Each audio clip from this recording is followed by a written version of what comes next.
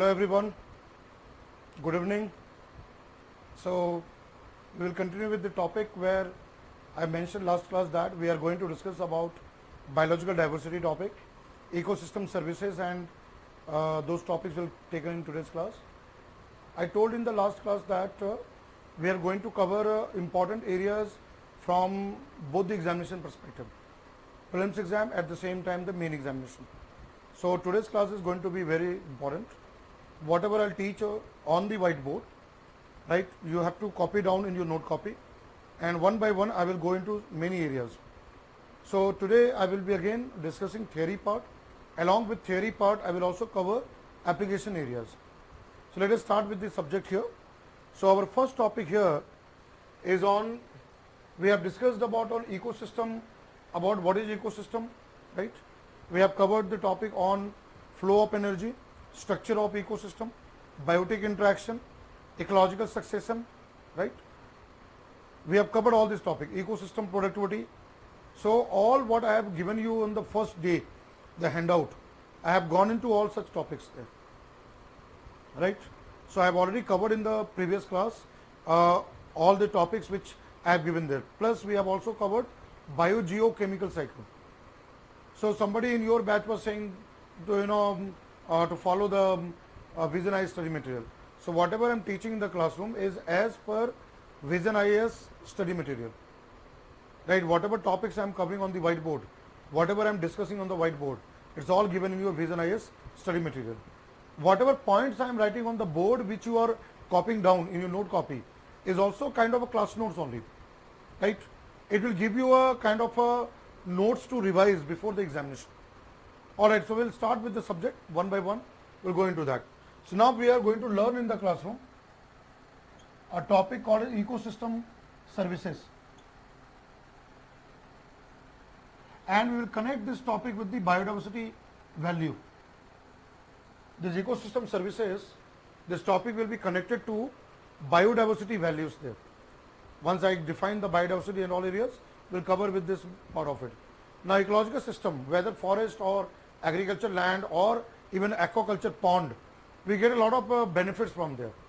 We get a lot of resources from ecological systems there. So one study was conducted, that is a Millennium Ecosystem Assessment Report.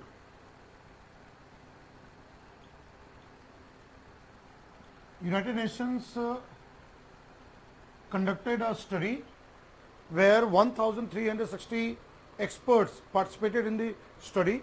It was started in the year 2001, and 2005 this MA report was brought, Millennium Ecosystem Assessment Report was brought, where the evaluation of ecological system and all this were done.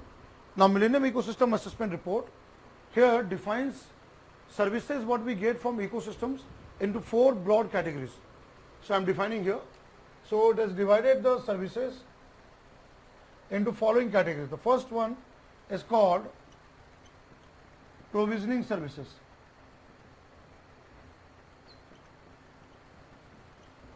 The first one called here provisioning service. Second comes here, it is called regulating services.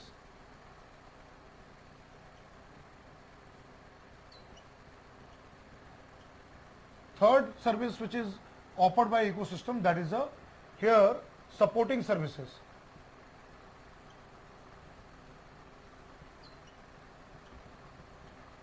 And fourth one is here cultural services.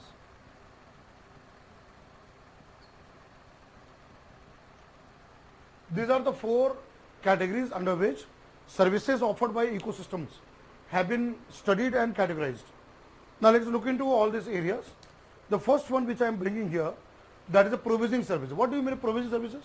What is being provided to human beings from ecological systems? What we as a human beings get from ecological systems here. So here is the example. If you take the example here, let's say food, right? Rice, wheat, vegetables, fruits, right? We get a number of food items coming from plants, right? Crops and plants, we are getting that. So this is being provided from agricultural land. Agricultural land is an ecosystem, right? Then coming to here, medicines. Various type of medicines we get from medicinal plants. Like for example, Taxol. Taxol is obtained from Taxus wallichiana. There is a tree called Taxus wallichiana. There is a grown in Himalayan range, and there is a drug. There is a medicine called Taxol, which is a anti-cancer drug for treatment of ovarian cancer. Right, for treatment of ovarian cancer is a anti-cancer drug. I'll give you another example. You all are familiar with that. From the bark of cinchona tree, right? There is a very important molecule which we get, which is anti-malarial. What is called quinine? Quinine, Quinine. Quinine is anti-malarial drug, right? Very interesting. I'll tell you here. First, Yuvraj Singh, right? Cricketer Yuvraj Singh was advertising that product, but then Yuvraj Singh got some lung cancer or something, so he left there. Then Sallu Mian came, Salman Khan. Salman Khan came into the ad of that product, and in the ad Salman Khan mentioned something. Then Salman Khan got replaced by Akshay Kumar. So I am talking about a brand product, Revital. Revital. I am very sure you may be aware of this name, brand name, Revital, where presently Akshay Kumar is the brand ambassador. Revital is by Ranbaxy company, right? Indian company Ranbaxy makes the Revital. In the Revital, there is one type of ingredient called as ginseng. Ginseng. Ginseng is obtained from Himalayan plant ginseng and is used for stamina booster, which is added in the Revital. So there are a lot of examples are there. Ginseng, ashwagandha, right? Then you can take example of even neem has got medicinal property, quinine anti-malarial, Taxol anti-cancerous. There are a lot of things, a lot of drugs we obtain from medicinal plants, and they come from trees and plants. That's what is called is a provisioning service. Then timber. Forest provides timber, ebony, mahogany, right, shisham, teak, right, all this we get from forest, right. Even there are non-timber forest produce, NTFP, or what is called minor forest produce, dyes, resin, rubber. So there are a lot of things are there which ecosystem providers. They are called provisioning services. Now regulating services. What ecosystem regulates? What ecosystem controls?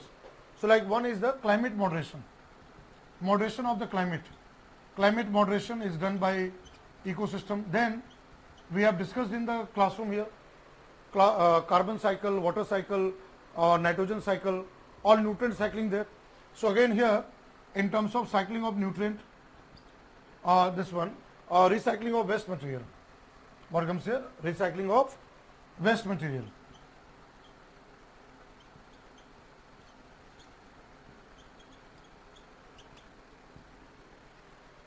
Wetlands. Just an example. Wetlands. Wetlands can filter. Wetlands can filter and remove the waste. There are certain type of plants which can filter out waste material, right? So that's where the removal of waste. Then control of flood. Control of flood and drought, right? Control of flood and drought. That again can be done by trees and plants. Prevention of soil erosion, right? Prevention of soil erosion. Then supporting services. What ecosystem supports? It provides habitat, right? It provides a habitat for living organism, right? Then it also supports food chain, food web pyramids. All these are done through supporting services. Even nutrient cycle, carbon cycle, water cycle, all the nutrient cycling, that is again done through biotic interaction, how the living organism interact. Again, these all are supporting services. Now coming to cultural services, right? Cultural values. attached with ecosystem, right? I'll just give you example here. There's very famous, kind of, you can say, religious activity by Hindu women, and all the ladies in the classroom may be aware of that. What Savitri? What Savitri? Right? What is What Savitri? What Savitri is that a Hindu, married woman, right? Pray to the Yama, right? Lord Yama, Yamraj, for the life of the husband, right? So what, when you say what is a banyan tree? What refers to a banyan tree? Then you know very famous TV serial there, Tulsi Tere Angan Ki, Tulsi. And during COVID-19, you know that people have taken so much of kadha, right, for throat, kadha and all this, right? Tulsi, right? Tulsi there. So what I want to say here, there's some type of religious aspect linked with ecosystem, right? It may be a tree, it may be a forest. I'll give you one very good example. There's a concept of sacred forest or sacred groves. And I'll give you one very good example. India has got so many sacred forests all throughout the country. And it's a very, very important topic. You could get question in the examination. UPSC can ask you question from sacred forest. I'll give you example here. Kerala. All of you from in the batch, if there are any students who come from Kerala, there is a Kavu, K-A-V-U, Kavu, right? Sarpa Kavu. You'll find in Kerala, in the backyard of the home, right? The worship of snake god, right? Snake god, that is what is called Sarpa Kavu. So let me write here. For example, here in Kerala, there is Sarpa Kavu, right? That is a sacred forest. Then I'll give you another example. Pavitra Vana in Andhra Pradesh and Telangana, that area, you'll find Pavitra Vana. Meghalaya, when you go to Garo Hills, Garo, Khasi, Jaintia, the 3 hills and 3 tribes of Meghalaya, again you have a sacred forest, right, where the local people, local community, they worship the forest, right? And the students who are in this batch coming from Jharkhand, in Jharkhand there is a tribe called Munda tribe, right? Those of you who are coming from Jharkhand, there is a tribe called Munda tribe. And Munda tribe, they have a god called Singa Bonga.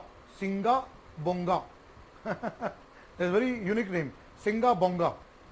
In Jharkhand, Santhal Pargana, there is a place called Santhal Pargana, and there the Munda tribe of Jharkhand, they worship Singa Bonga.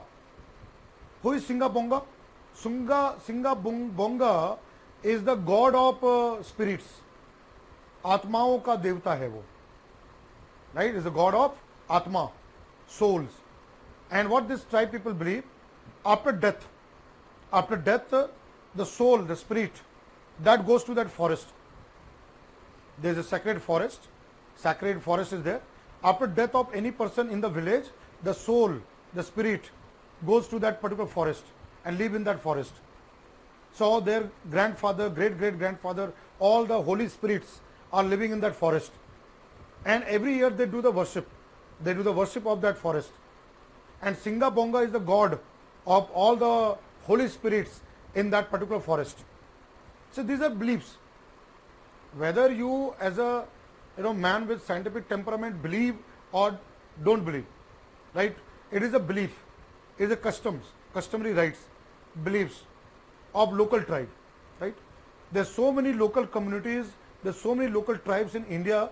They have their own kind of beliefs, they have their own kind of faiths, they have their own kind of system of worship, right? Though in India today a debate is going on whether they are Hindus or Christians or whatever may be that, right? But those people are aborigine, they are primitive, they have religion, primitive religion, aborigine, and they worship nature worship, right? That's where the culture comes. I'm talking about cultural aspect from that point of view. I'm very sure you would have seen a movie, Avatar, right? You have seen this movie, James Cameron movie, Avatar, where there is a alien planet, Navi. Navi as an alien planet. And there in that movie, if you, all of you who have watched that movie, Avatar, you'll see that there is a big tree. There's a huge big tree shown in that movie, Avatar movie of James Cameron. And you'll find in that alien planet, everybody has got a tail. They have a tail of that battery charger. So they put the battery charger as a tail in the tree, right? And the tree is a life giver. The tree provides life. So this concept of that tree in the movie Avatar, the Hollywood movie Avatar, is again Oriental. The concept has come from Oriental concept. So that's what it says. There are lakhs of Pavitra Vana, there are lakhs of sacred forests in India. Cultural aspect of that. Sometimes festival, festival also maybe is part of there, where the people worship based on agricultural land. Bihu in Assam, Pongal in Tamil Nadu, Onam in Kerala, God's own country, God's own country, Kerala. You find all the three religions, Hindus, Muslims and Christians, right? They're divided equally there. And I've been going to Kerala so many times, right? Only during this time of COVID-19, I'm not traveling to Kerala, but otherwise Trivandrum, Kollam, Kottayam, I've got to everywhere, right?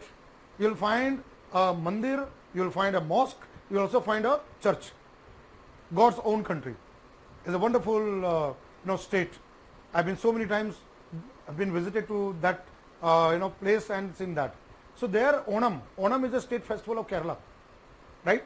So festival which celebrate water bodies, which celebrate agriculture land. So whether it's a Bihu or Pongal or Onam or Lodi or Baisakhi, all these are based on the ecosystem, right? All these are based on the ecosystem which I am connecting there. So please copy this one, and this all see here. Whatever I am discussing here, please do write that. It is given in your note copy, in your printed notes also. Vision IS, please write that. All right. So please write this. I'll see your doubts. Whatever doubts you have, I'll just see your doubts. But please copy this flow chart.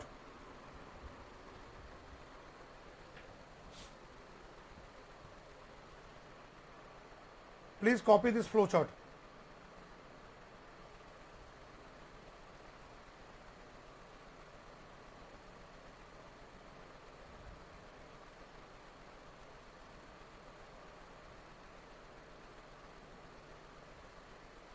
Now let's see here. I'll take you to Millennium. This report there. This is a report here. Millennium Ecosystem Assessment Report, which was commissioned by the UN, and you can see here what is given here. I'll just zoom out so that people can see here. This report, Millennium Ecosystem Assessment Report, right? That was when UN Secretary General Kofi Annan, right? He asked that in 2000, and in the year 2001, this MA study was started, right? And what was the study objective of that? To assess the consequences of ecosystem change for human well-being and the scientific basis for action needed to enhance the conservation and sustainable use of ecosystems and contribution to human well-being, right? That's where the Millennium Ecosystem Assessment Report was done there. So you'll find that this is the website here where I've just discussed about this ecosystem assessment report, right? This is based on whatever I have written on the whiteboard: provisioning services, regulating services, supporting services, cultural services. This all is given on this particular report. And already UPSC has asked question. There was already a question asked in the examination on this particular concept there. Let's watch a video, then I'll take your doubts there. From food, clean water and flood protection to cultural heritage and a sense of place in the world, ecosystems provide essential benefits or services to us all. These benefits are as diverse as they are numerous and are categorized into the type of service they provide. From provisioning services like those from plants, to regulating services like those provided by wetlands, and pollination of crops. Then there are supporting services which underpin all other services. And finally, there are cultural services, such as valuable benefits of spending time in nature. For much of recent human history, these ecosystem services have been overlooked, while increasing human pressures are threatening these vital systems. Across the world, fish stocks are overexploited. Air pollution is an increasing problem. Vast areas of tropical forests are destroyed. Tons of soil are eroded each year. Globally, the ecosystems we rely on are under threat, with 60% experiencing worrying declines. So how can we protect these services for future generations? Decades of research and practice show that rich biodiversity is fundamental for healthy ecosystems. So the question is, can the ecosystem service approach help protect biodiversity? Let's look at a real-world example. Imagine a national policy to plant 15,000 hectares of new woodland in the UK. If we only consider the market value of timber, the cost of planting this forest would appear to outweigh the benefit. So the project might not go ahead. But this may be a good thing, as planting would be on the cheapest upland areas, which produce a lot of currently unvalued services such as water storage and purification. If, however, we included in our calculations all those other benefits that trees provide for us, we might cite trees in lowlands where these benefits could be optimized, which will increase overall costs by displacing profitable farmland, but which can return far greater benefits. In this situation, the usefulness of this approach is clear. However, monetary value is only one tool in the ecosystem services toolbox. And making one service more productive, increasing its monetary value, doesn't necessarily mean that other services will flourish or that biodiversity will be protected. If we think of a large area of land growing strawberries, in monetary terms the service and value is high, but overall biodiversity is low. What's more, genetically identical crops are less able to adapt, and so are more vulnerable to diseases, pests, and a changing climate. And sometimes we don't realise the true value a certain species may have. If we think of the common snowdrop found throughout Europe, but now on the near-threatened IUCN Red List, recently it has been found to contain an alkaloid approved for treatment of Alzheimer's disease, and its effects against HIV are also being studied. But what about those benefits which do not have a monetary market value? It seems impossible to quantify the intrinsic values of nature, such as a feeling of seeing and hearing wild birds. However, two approaches used to account for less readily monetized values include revealed preference. If we look at the typical purchases of a bird watcher, the costs of the associated things they spend money on can provide a monetary approximation of the way the service is valued.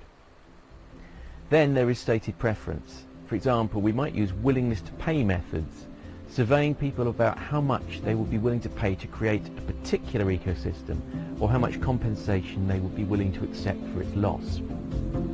However, this assumes that all these values are preformed in people's minds, and that societally shared values are a simple aggregation of personal preferences. We know that neither of these assumptions is true, so other techniques are needed to capture more deeply held values. Monetary valuation is not an open door to commodify and degrade nature. It is not a perfect picture, but it is one way to insert non-economic values into the decision-making system. But there remains an essential difference between price and value. Crude money equivalents cannot capture the range of human values or the significance of non-marketed services, so informed judgment is always required to make robust and equitable decisions.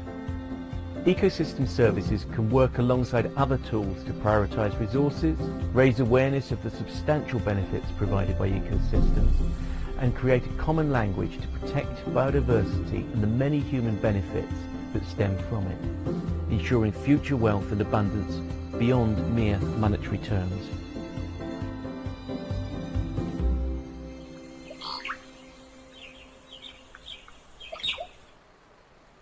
now you can see here, this is the sacred forest, sacred groves of Kerala, what I mentioned there, and you have seen in the video that cultural aspect of that. What you can see here, this is the sacred groves of Kerala, right? They are remnants of the evergreen forest patches, and they are protected and conserved based on the religious belief and part of the, and there are many endangered and all the species are there, and they are found in the forest of Western Ghats, right? And they are called here, see here, in Kerala, it is common practice among Hindus to assign a part of their land near the Tharabadu or house as the abode of goddess Durga or serpent god Naga or Sashta, what is called as a Kavu or Sarp Kavu, right? That's where you have this part of it, and I can show you the photograph there. This is how it looks like. This is how you will find Sarp Kavu or sacred forest, that it looks like there, right? And they're untouched. The local people will not disturb such kind of forest there. You'll find this is on the Western Ghats there, right? And there's also art called Thayyam, right? Thayyam art and all, you'll find that. And sacred groves of Kerala, you'll find all this information there. But there is not only this one. See here, if I just take you to here, let's say for example of Andhra Pradesh. Throughout India, every state, they have this kind of sacred forest there, right? You'll find this is the part of, you'll find there. Southern Eastern Ghat, right? You'll find here sacred grove of Punyagiri Hill, right? This is from Andhra Pradesh, you'll find that, right? Vijayanagaram district, the Punyagiri, there you have a sacred forest, and UPSC can ask you question there, right? UPSC can definitely ask you question on this sacred forest, right? Now you can see here, again this is right up there.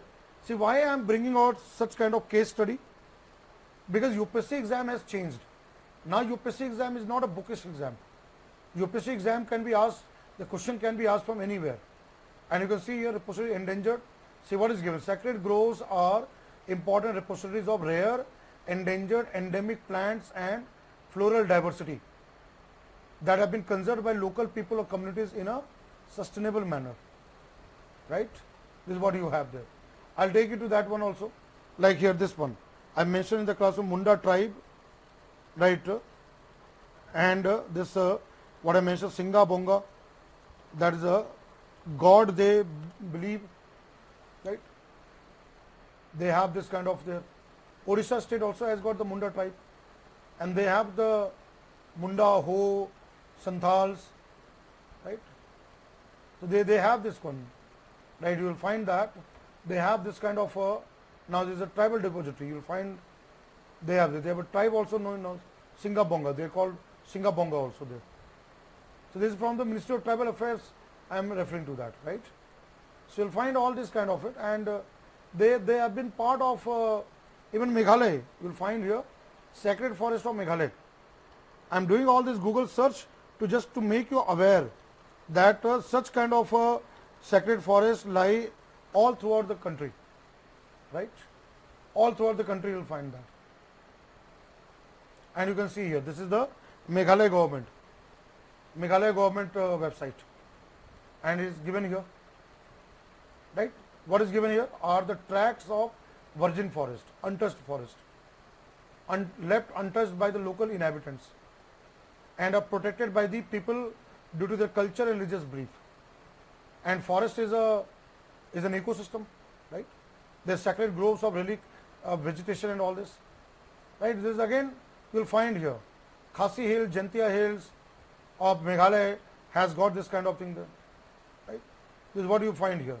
And one of the very important one, this one, Maflang, sacred grove, located east Khasi Hills, district 25 kilometers of Shillong, capital of Meghalaya, Shillong there, right? And they worship the local deity called Labasa. The local deity called Labasa. Sometimes in UPSC exam, there are surprise questions. There are surprise questions which can be part of, and you can see here. This is how the sacred forest looks like. Nobody will disturb that forest.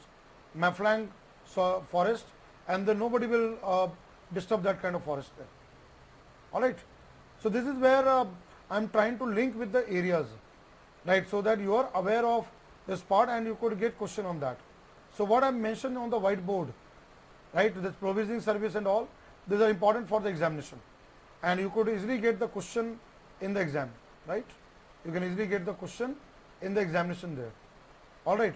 So let's say, for example, if I ask a question, right, let me go into question here, right, let me take certain questions in the classroom there, which you can understand in that case.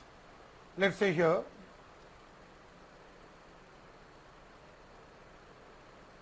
KBC questions there. कौन बनेगा civil servants, right? And let me ask you certain question that. Let's say question number 1 is that which of following is not supporting service of an ecosystem. Let's say if I give you a question like this one, right, which of this is not there, right? And let's say I am giving you a choice here. I will now give you the choice here, right? Let me provide you choice here, not a supporting services, right? Let's say for example, climate regulation.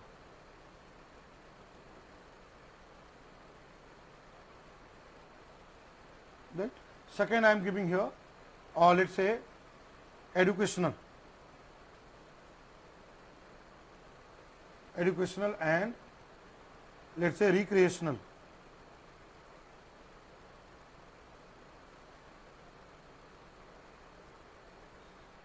Activities there. Then I am giving here, let's say here,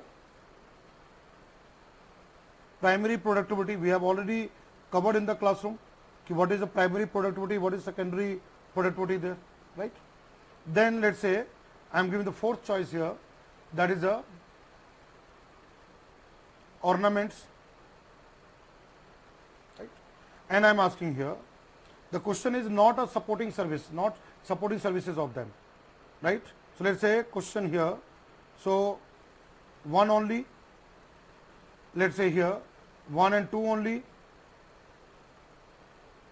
right? Then let's say here I am giving here 1, 2 and 4 only, and let's say all of them 1, 2 and 3 and 4. So what will be answer here? Let me see the response. What will be answer here? Let's say this question comes in the exam. What shall be the answer here?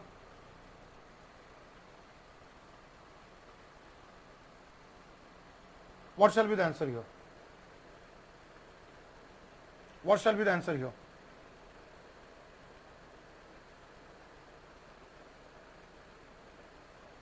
Let's say this question comes in the exam about the ecosystem services. So what answer you will take that? Good, very good. Good, very good. Good, good. Excellent. That's true. That's really true there. Good, very good. Most of you are correct there. Most of you are correct there. Yes, very good. Good. So the answer, see, climate regulation is a regulating services. This is a regulating service, right? Then again this one, ornaments, medicine, food, there is a provisioning services. There is a provisioning service, right? Now educational part and all, right? Educational part, right? Educational part, if you look at educational part and recreational part, that is a educational cultural services. There is a part of cultural services, right? This is cultural services. Whereas the primary productivity, nutrient recycling, biodiversity, now this is the supporting services. This is supporting service. Question is not, so the answer will be C. Here answer is C. C as an answer. Right? You all are correct. The answer will be C here. You all are correct in that case. And I'll take you to this part. Let's see here. Your visionized material. I have given the question from the visionized material. In your visionized material, and you can clearly see that this handout is from the first class, the document which I have given there. That this is the from same document of Vision IAS classroom study material. Right, Vision IAS classroom study material, which I have shared in the very first class. Based on that, it is given here. Say, provisioning services, products obtained from ecosystem, regulating services, benefits obtained from regulation of ecosystem processes, culture services, non-material benefit obtained from ecosystem, and I have given from here supporting services, services necessary for the production of all other ecosystem services. Right. So here, if you see here, this all. Right, all these are connected to the, and you can see here medicinal plants and all is from the visionized material. Right, these are the medicinal plants, and it's given here natural capital. What is natural capital? It includes those elements of nature that provide us valuable goods and services to humans. Right, forest, food, clean air, water. These are called natural capital. So it has a set of services provided by ecosystems, and is necessary for economic growth, employment, and also prosperity there, right? And now there is a accounting for that. We can have accounting for that, right? Environmental accounting can be done there. How much benefit we get from there, right? We can use that part of the accounting system there. I'll be coming to this part, but again the question what I gave here, right? The question I gave here, this is the part which I have given here. Now let's come to the next question here. Now I'm coming to question number 2. Let's say you get a question here, which of following statements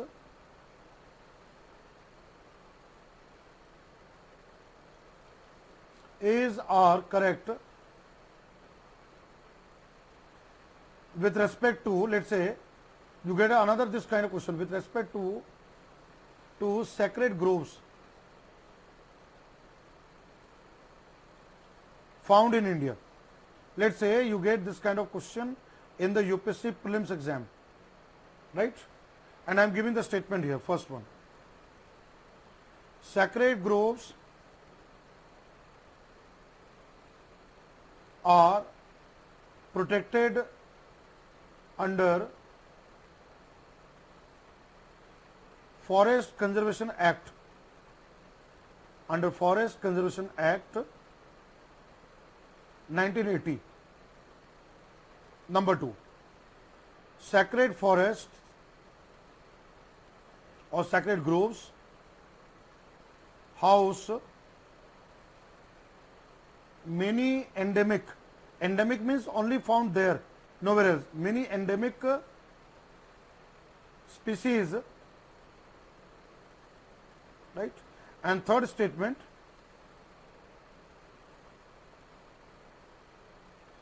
sacred groves are found only in the Western Ghats and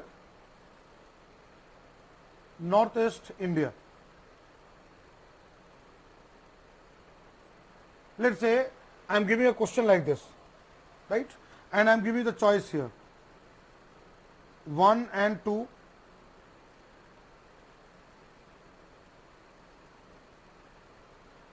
two only, 2 and 3, and let's say here 1, 2 and 3. What will be answer here? Now tell me the answer here. What will be answer of this question? Let's say you get a question in the prelims exam and the question comes here. So what will be answer here? If this kind of question comes in the exam, what shall be the answer here of this question there? Good, very good. I can see all your responses there. That's really good here. Good, very good. Good. Smriti is giving A as an answer. I go to Smriti, 1 and 2 are correct there. Okay. There Pranav Kumar is also giving A as an answer. Anshul Mishra is giving B as an answer. Khushbu Kumar is giving A as an answer. Now question is that whether sacred groves are protected under Forest Conservation Act 1980. Does it come under any law? Right? Now see, statement number 2 is correct, that is right. Statement 2, that is correct, you are right there. And third is wrong, you know that sacred forest found throughout the country. Right? Throughout the country, it comes into that.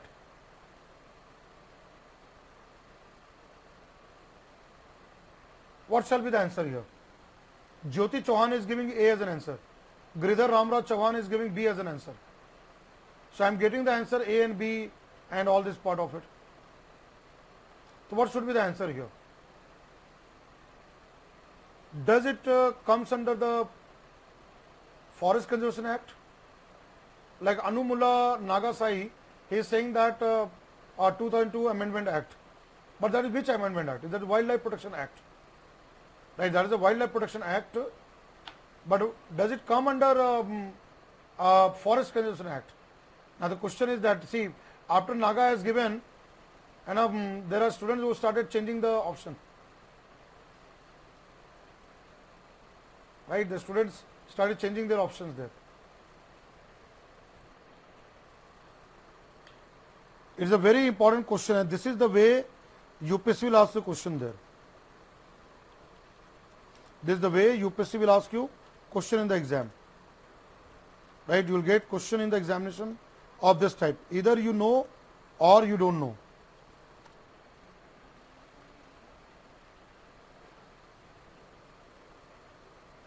Now let's look at here. Just see here.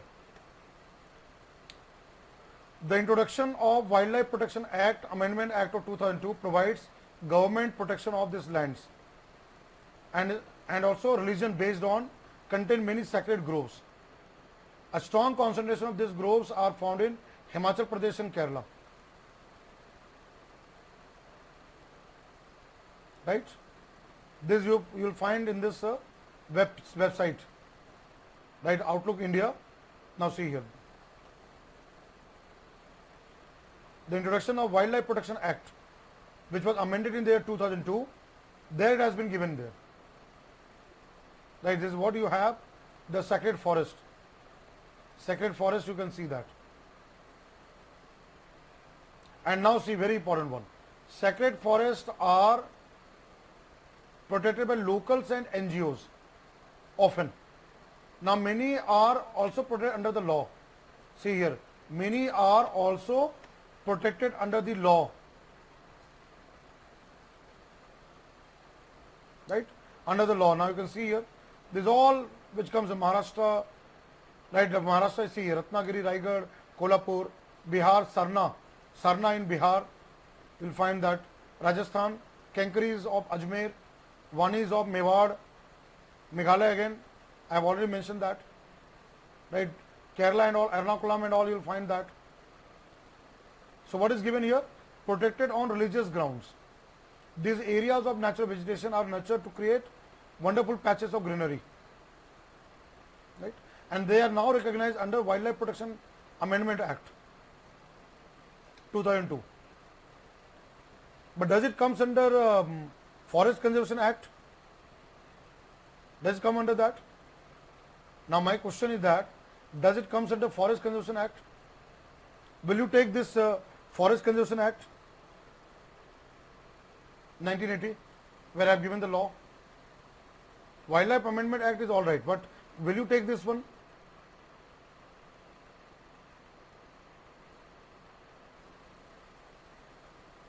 Right. So this is wrong. This is wrong there. Now this is correct. This part 2 is correct. And again, found only in Northeast India and Western Ghat, that comes into that. So the answer is B. What is the answer here? Answer of this question is B.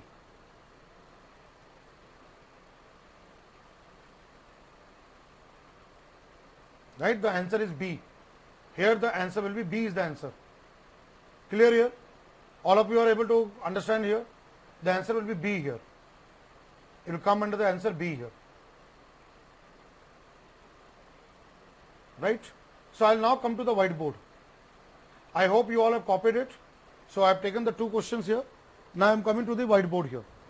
I'm again getting back to the whiteboard here, and we will discuss all those areas there. Right? So I hope that this you are able to understand. You are able to understand all these areas which I have discussed in the classroom. And again remember that whatever topics I am going to cover in today's class, they are really very, very important. And I have told that every class I am going to bring something new which is not there in the current affair material. You will not find in current affair material. All those topics will be brought by me in the classroom there. So whichever current affair material you refer or read, that is separate thing. But when you are in regular batch and when a teacher is discussing about some concept and linking the concept with the part of some practical aspect, newspaper and the magazine and report, you gain a lot of things there, right? Now what I'm coming here, now let's see here. Now what I'll do here is that I'm now coming to the part of a very important aspect which I'm now discussing in the classroom.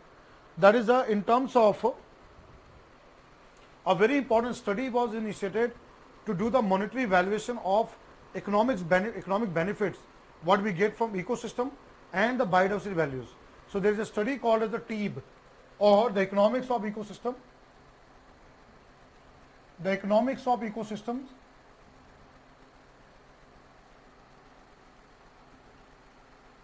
and biodiversity. The economics of ecosystem and biodiversity, what is called as a TEB. Right? This is called as a TEB. The economics of ecosystem and biodiversity. There is a TEB study. And the person who gave this concept is Dr. Pawan Sukhdev. Dr. Pawan Sukhdev. So here, this was initiated, like here this concept was given by, put forward by an eminent scientist of India, Dr. Pawan Sukhdev.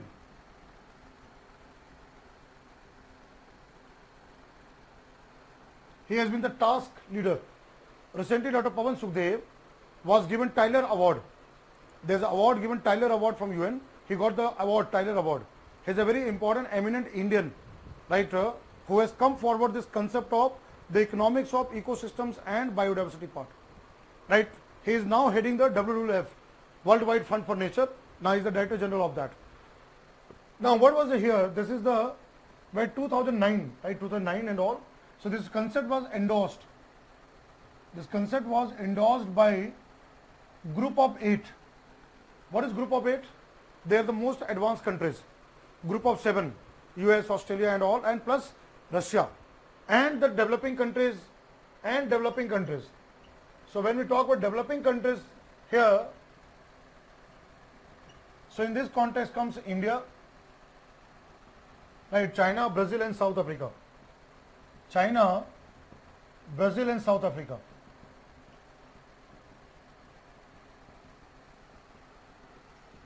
Right, this was endorsed by this group in 2009. This concept was endorsed. Now what is the main aspect of this concept is that, what is the objective? What is the objective of this kind of a program there? The objective of the TEB there. From the name it is very clear, the economics of ecosystems and biodiversity. Right? So the main objective is that to capture, the first is that to capture, right, recognize and demonstrate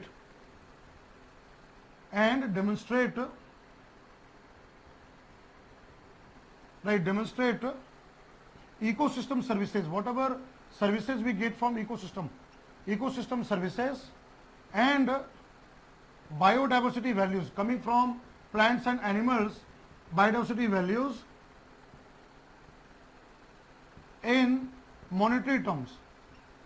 right? In monetary terms, the valuation has to be done to capture, recognize and demonstrate ecosystem services and biodiversity values in monetary terms, right? In policy making by policy makers. That is here a very important concept has come, right? This monetary valuation of natural, you can say here is basically monetary valuation, right? Monetary valuation of natural capital, right? Of natural capital, whatever we get from plants and animals and all that part, and this has been done. So here Dr. Pawan Sukhdev, as a task leader, what has been done under this one is that there is a methodology has been developed for green accounting, what is called as a Harit Lekhankan or green accounting. So what is here to develop a methodology for green accounting.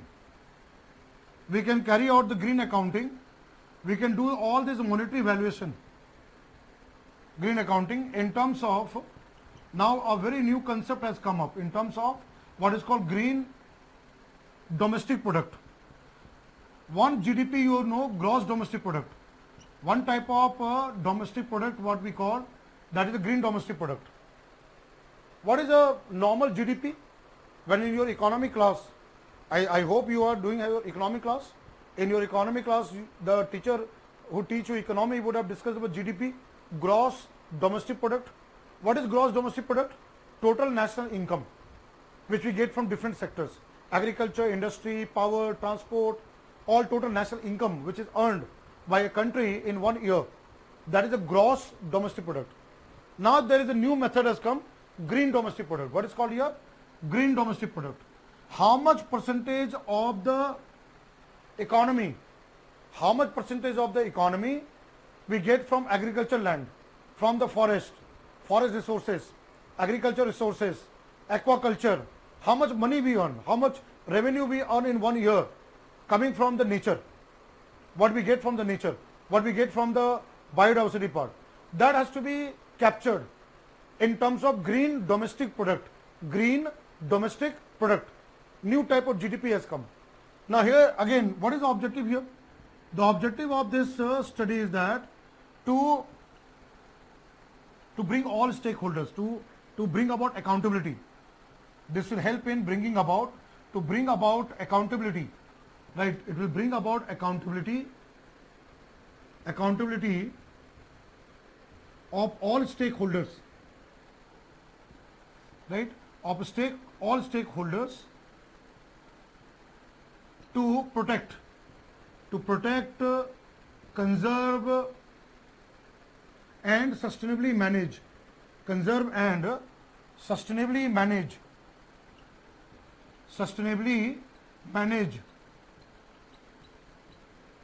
right? Manage natural resources.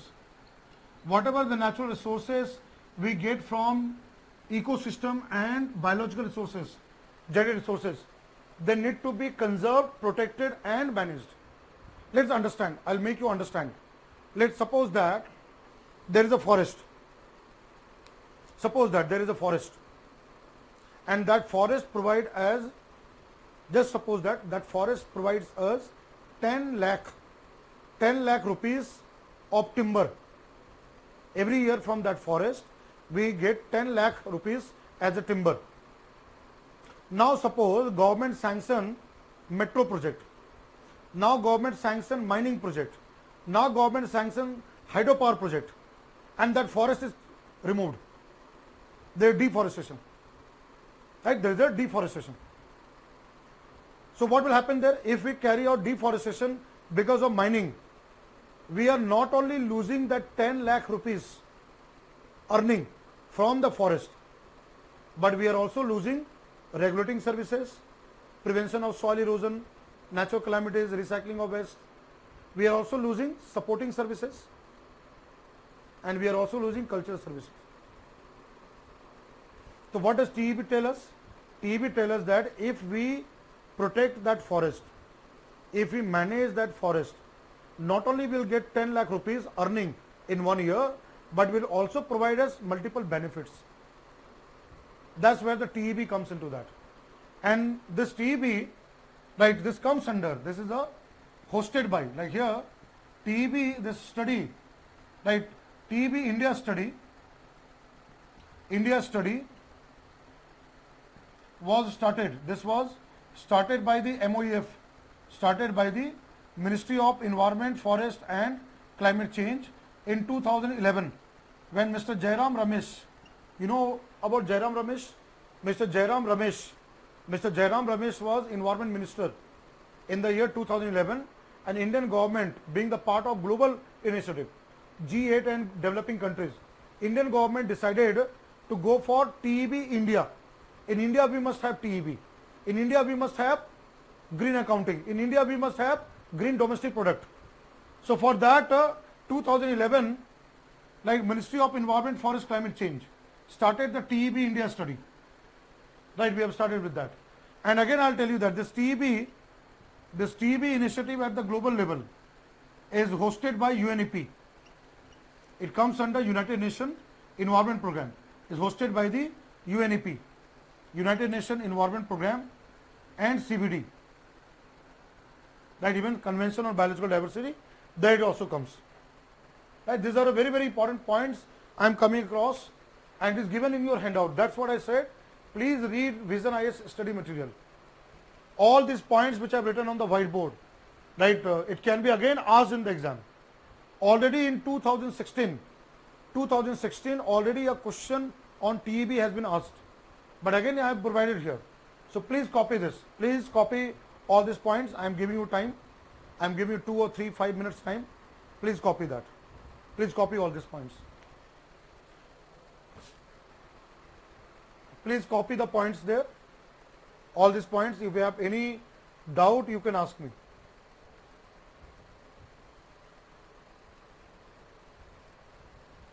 If you have any doubt, please ask me.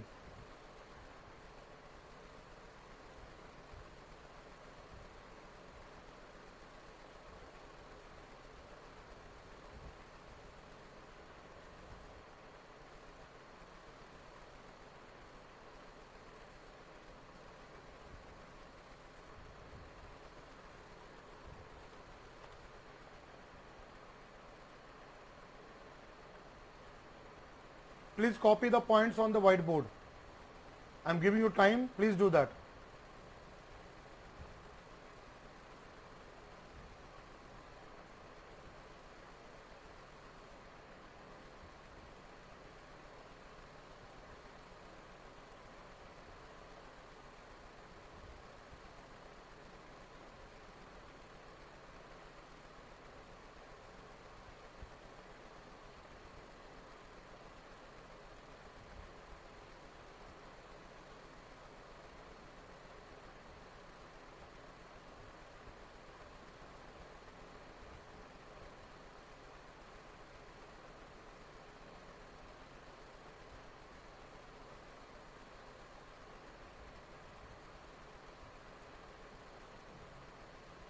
Have you all copied it?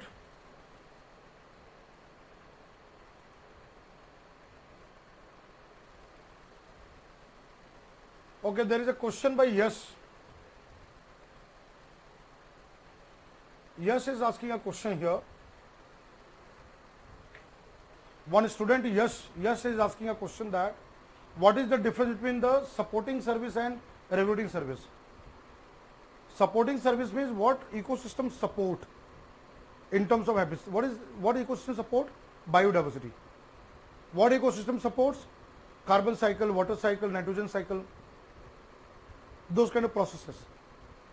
And what is regulating? Regulation, controlling. What ecosystem, like forest? Forest can control flood. If you have forest there, the impact of flood will be less. Mangrove forest in Sundarban and all those sites in India, coastal site where mangrove forest is there. Mangrove forest protect from sea level rise, cyclone, protective function, right? That is again regulation. It regulates that area.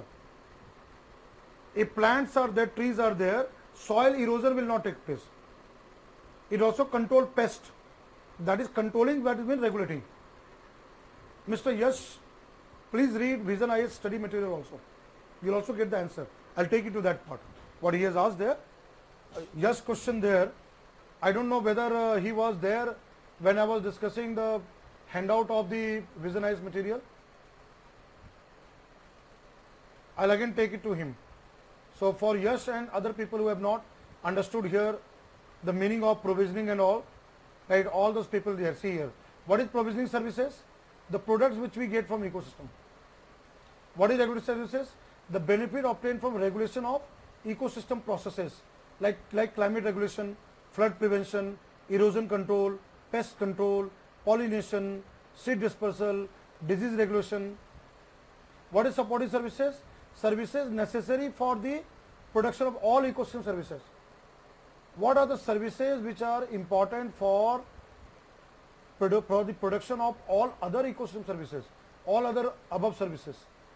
That is the biodiversity, nutrient recycling. This is given clearly in the table here. This is what you have clearly given in the table here. I hope, yes, this is clear here. This is clear to the student.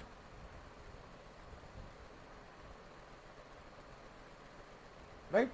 Now let's look at here. See, when I'm coming here, when I'm coming to this part of it, see, this was endorsed by G8 and all in 2009, but was the report was presented in CBD.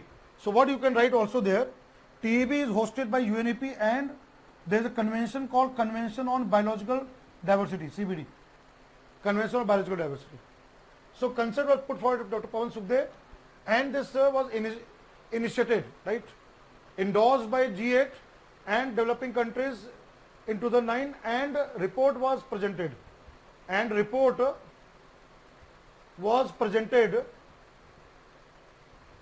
first synthesis report was presented in 2010, right. Concept was put forward by Dr. Pawan Sukhdev and then it was initiated, right, this study was initiated by G8 and all this in 2007. So this Dr. Pawan Sukhdev who gave the concept, right, put forward the concept of TEB, and the G8 and the developing countries environment ministers, they commissioned the work in the year 2007. Now 2009 the report, it was got endorsed, and 2010 there was a meeting, what is something called Conference of Parties, COP, Conference of Parties of one very important treaty, international treaty called CBD, Convention on International on Biodiversity part, Convention on Biological Diversity, UN Convention, UN Treaty, CBD. That was in 2010. There was a meeting, there was a conference where the report was, synthesis report was put forward. So, but when initially the work was started 2007. So you can write this one, and is hosted by UNEP and CBD, Convention on Biodiversity. I'll take you to the website. Now let's look at the website here. You will be able to understand here.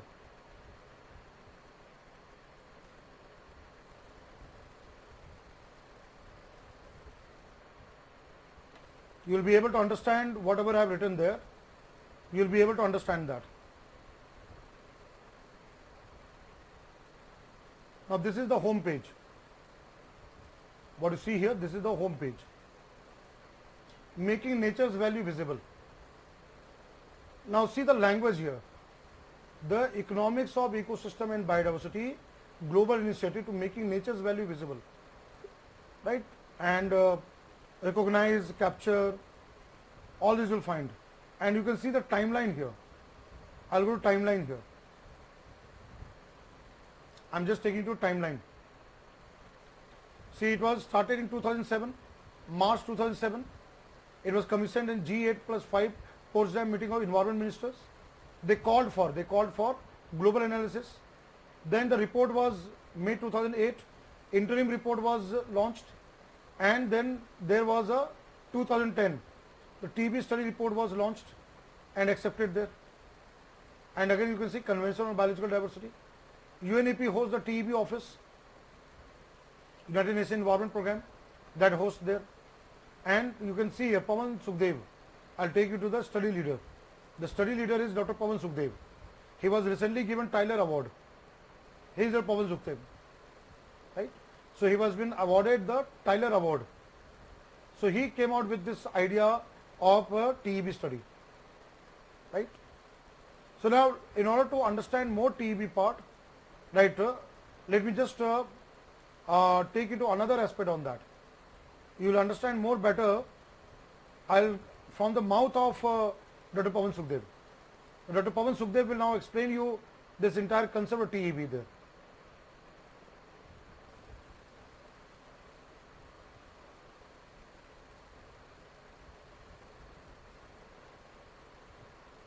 TEEB stands for the economics of ecosystems and biodiversity. Perhaps we should have called it the economics of nature, because that's what it's about. And the challenge here is that nature provides a lot to us every day in terms of food, fuel, fiber, but also ecosystem services like flood prevention and drought control, which forests provide, or pollination, which bees provide for agriculture. But most of these services that nature provides are for free. They are public services. We don't measure their value. The net result is we ignore them. You cannot manage what you do not measure.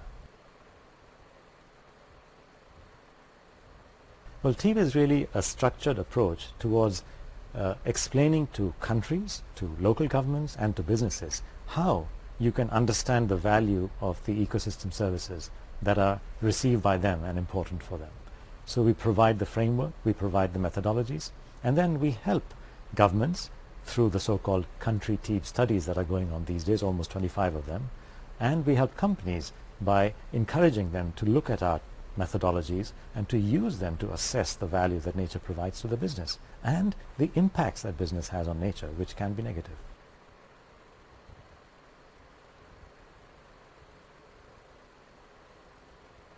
If we look at land today, that is agriculture, and look at productivity, two things are very important. One is to understand that more than half, almost 60% of the land on earth is actually tilled in small farms. It's not massive industrial complexes. And this is important in two ways. One, because we have here the livelihoods of more than 1 billion farmers in the developing world. And if we can only figure out some way of improving the productivity of their land, improving the output that they get per hectare, that would be a huge solution to two big problems. One is poverty, because they would get more income, and the other is hunger, because there would be more food going around. We are talking about huge increases possible on small farms around the world using ecologically friendly farming methods. The studies done by Jules Pretty and by the FAO demonstrate that there can be increases of in like one of these studies 79%, in another of these studies 180%, if we only apply ecologically friendly approaches to these farms.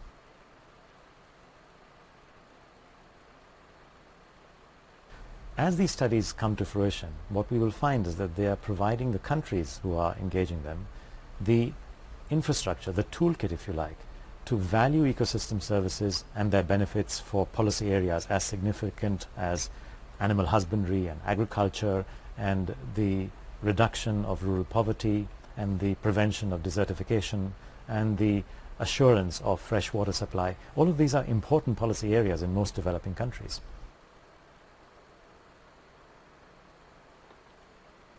There was a study done recently by Trucost, a research firm in London, which estimated that the total environmental externalities, in other words, the costs to the environment and to society of doing business as usual, was something like $2.1 trillion, $2.1 million, 3.5% of global GDP, from the top 3,000 companies. Now, what they're clearly doing is creating third-party costs, in other words, creating social costs whilst making private profits. That's a free lunch. That can't go on.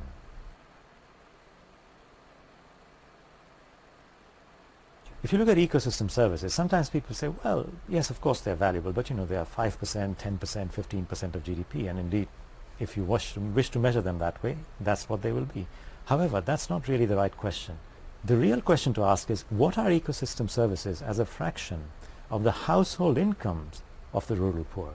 And that answer, when we did this calculation in one of the TEEB studies, that answer in the case of India was 47% on average, in the case that's for 350 million people who depend on these services.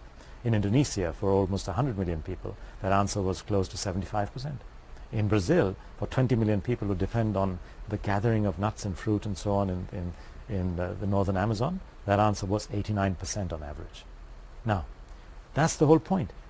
You have to think of ecosystem services consumed by the poor as a fraction of the GDP of the poor. Then you realize how important they are.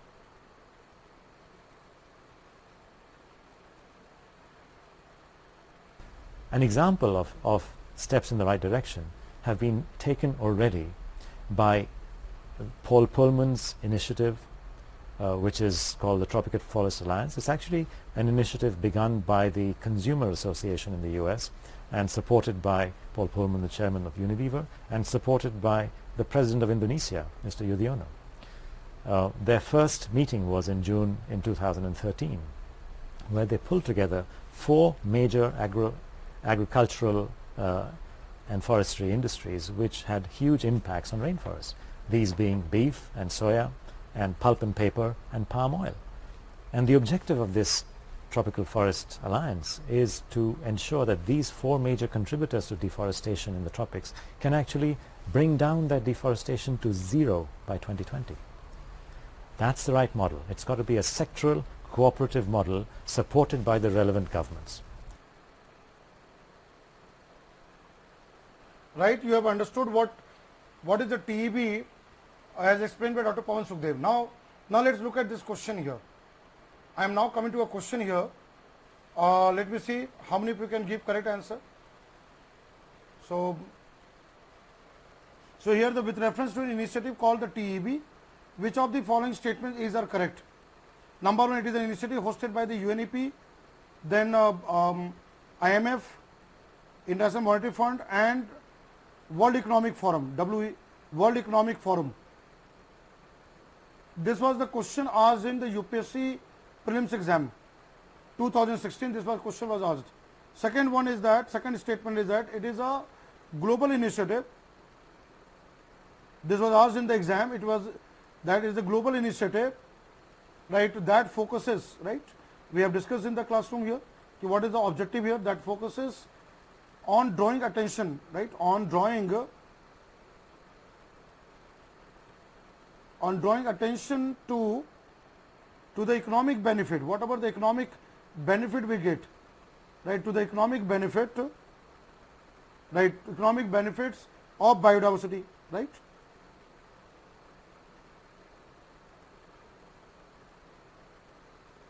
Is the statement number 1 correct? My question to the class is that statement number 1 is correct? And also we have discussed that it provides a new approach to do the economic valuation, which can help the decision makers or policy makers, like governments can help the decision makers or policy makers to recognize, right, to recognize, right, to capture, to recognize, right,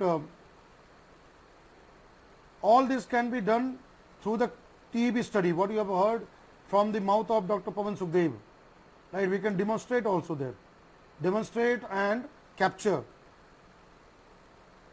right. This is the question asked in the prelims exam, right. I hope that you all have copied the whiteboard.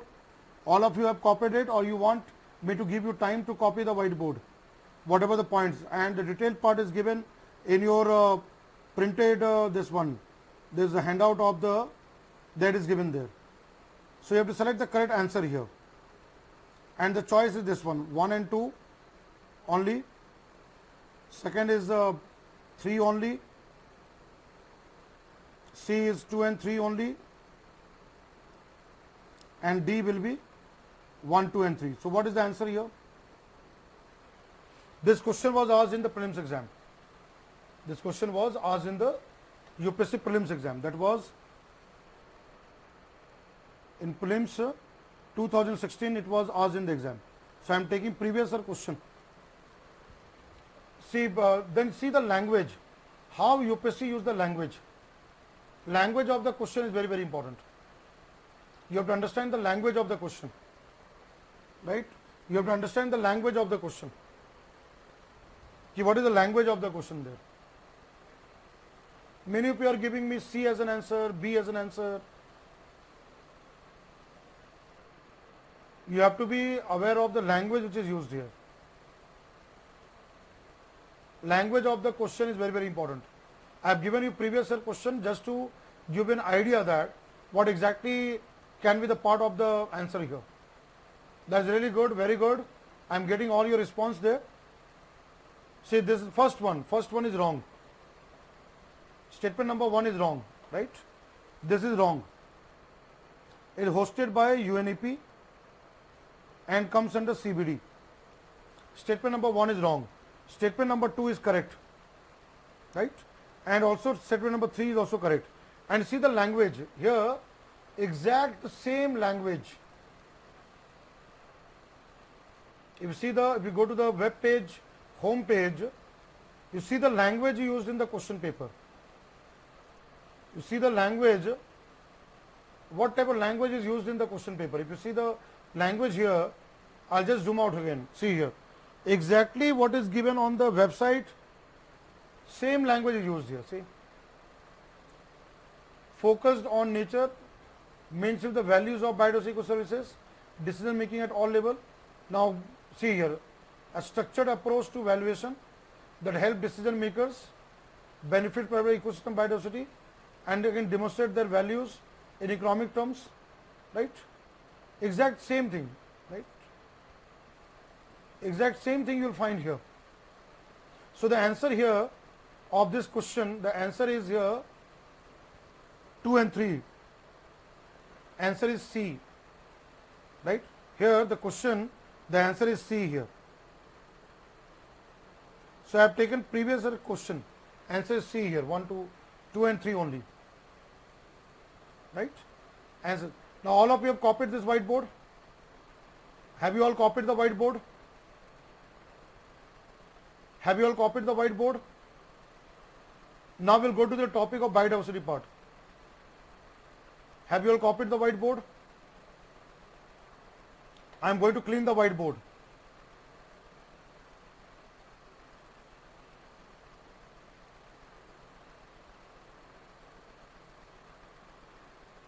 Have you all copied the whiteboard?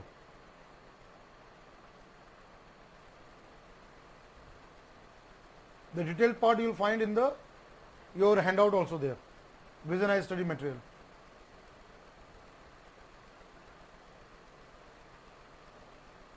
Please try to write when I am writing on the board. Just try to write there. Now you have to develop your stamina of writing it as it goes with the class there, right? So I'll clean the whiteboard. Now I'm cleaning the whiteboard. We will now come to the new concept here. I'm going to clean the whiteboard now. I hope that all these points you all have copied it, right? I'm giving you sufficient time, and also I will request all of you, when I am explaining something, I am writing the point, please do copy that. And you are getting the access to recorded videos also. If you miss out anywhere in between the class, any of the point from the whiteboard, you can always go back to the recorded video and can write the points there. Alright. So I am going to clean the whiteboard here. Now let's come to the other concepts here in the classroom. This was the important concept which I discussed from examination point of view, and it can be a part of both prelims exam and the main exam. Both you can get the question here. And I am going to every aspect on that, so that you are able to relate with that, right? You are able to relate all such areas there. All right. Now what I am coming here, I am now coming to the topic of biological diversity. We will now discuss the biological diversity.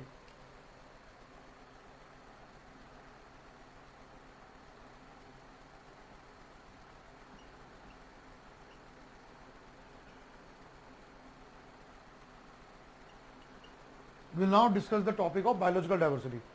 Biodiversity, biological diversity. Bio plus diversity. Bio here refers to living organisms. All types of living organisms. Diversity is the differences, variabilities, variations, differences found in all living organisms. So now let's understand here. So what is biodiversity here?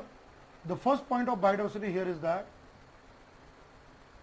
the definition part, right? Bio plus diversity, right? Living organism plus diversity. That's where the word comes into bio plus diversity, right? Diversity in the living world, right? That's where the biodiversity term comes into that. Now let's understand here. Biodiversity, how we define is that it refers to study of variations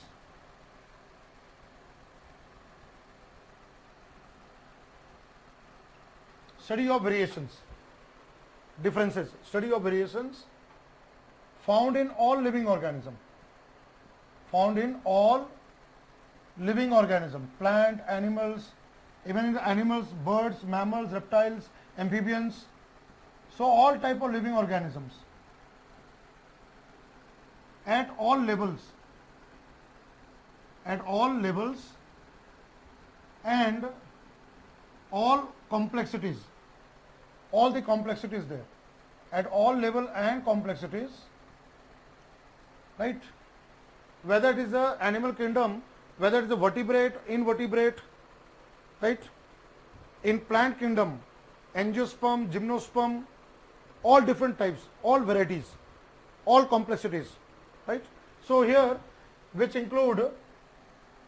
also include what? Which includes differences or diversity, which includes differences or variations, what includes diversity within species. In the same species we find the differences within species. Then between species we can compare between one species to another species, between species, and also between ecosystem and between ecological systems. Let's say a forest with a river, right? River with sea and ocean, between ecosystems. This is the complete definition of biodiversity. Biodiversity is completely defined in this way. So what are the key words here? First is that variations in all living organisms at all levels, right? All complexities, right? Diversity within species, diversity between species, and between ecosystem. These are keywords are there. So biodiversity, there are three levels are there. And there are three levels of biodiversity. You can say it is an attribute of the biodiversity also. The three levels of biodiversity. First is called here genetic diversity at the gene level. Right? Genetic diversity, that is which occurs at the gene level. So here differences, variations based on genetic makeup, right? Based on genetic makeup, DNA or gene of organisms of same species. We are taking the species as the same. Differences based on the genetic makeup of organisms which give it the adaptation to this environment, right, of the same species. Let's say for example, tiger, Royal Bengal tiger.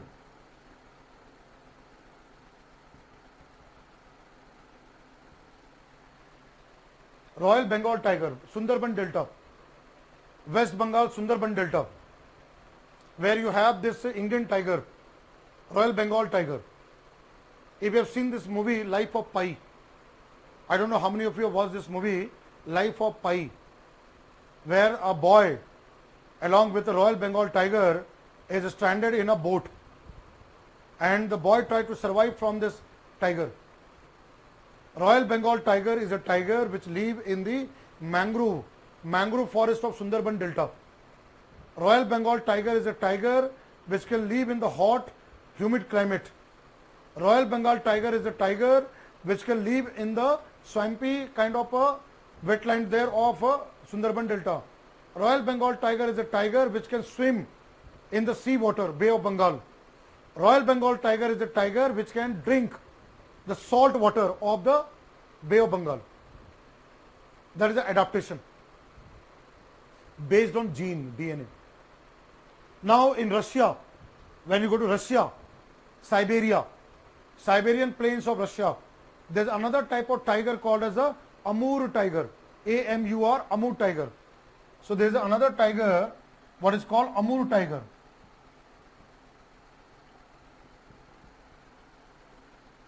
That is a Siberian tiger. Now Siberian tiger is adapted to live in the cold climate. Amur Darya. Amur is a river there. Amur tiger or Siberian tiger, which live in Siberia, is a cold climate. Is adapted to live in the cold climate. It is tiger only. It is tiger. Panthera tigris. Whether you talk about Indian tiger, Royal Bengal tiger, or Siberian tiger, or Caspian tiger, or Java tiger, or African tigers, all are Panthera tigris. Same species. But they differ at the gene level, which help them adapt to the environment. Right? So Amur tiger, then you can take example of here African tiger. All of these are tiger varieties, right? They differ at gene level. What I've written here?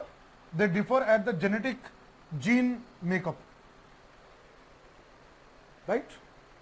Then you know that if you compare leopard, in India, leopard, common leopard, Tendua, Uttarakhand, Maharashtra, part of Goa, then part of Haryana, Punjab, you have a common leopard. Then there is a snow leopard, Him Tendua, snow leopard, found in the higher reaches of Himalayas. There we have snow leopard. And in northeast India, Arunachal Pradesh and all, there we have clouded leopard, clouded. All of these are leopards only. India is the home of Asiatic lion. Where do you find Asiatic lion? Asiatic lion is found in Gir forest of Gujarat. Gir forest in Gujarat is the only and only home of Asiatic lion in the world. The entire international globe, entire world is only found in Gir forest. But there is African lion found in Africa, savanna grassland of Africa, there is African lion. But their lion only, Panthera leo. So species the same, but you have differences. Just in your family. In your family, your grandfather, your father and yourself. All are human beings. All are Homo sapiens sapiens, modern man. But there is still differences in entire aspect from grandfather to father to yourself. If we compare all the Indians, Northeast India ethnicity, western part of country, Gujarat and Maharashtra, their part of ethnicity, South India ethnicity, Andaman Nicobar, Lakshadweep, Kashmir, you take, compare all this. Again you find differences in human beings only, in Homo sapiens only. I am different from all of you. Each one of you are different from each other. Right? At the same time, Indian with Chinese, Chinese with Japanese, Japanese with Korean, right, with African, with Americans, with Europeans, again differences are there. That is a genetic diversity. This is called as a genetic diversity at the gene level. Now what comes the next one? Next one is the species diversity at the species level. At the species level, species diversity. What do you mean by species diversity? When we compare the same cat family, leopard, panther, lion, tiger, right, all these are in cat family, even the common cat. But they are different species. Lion is different from tiger, tiger is different from leopard, leopard is different from panther, right? So here differences, here scientists study differences between different types of species, between different types of species.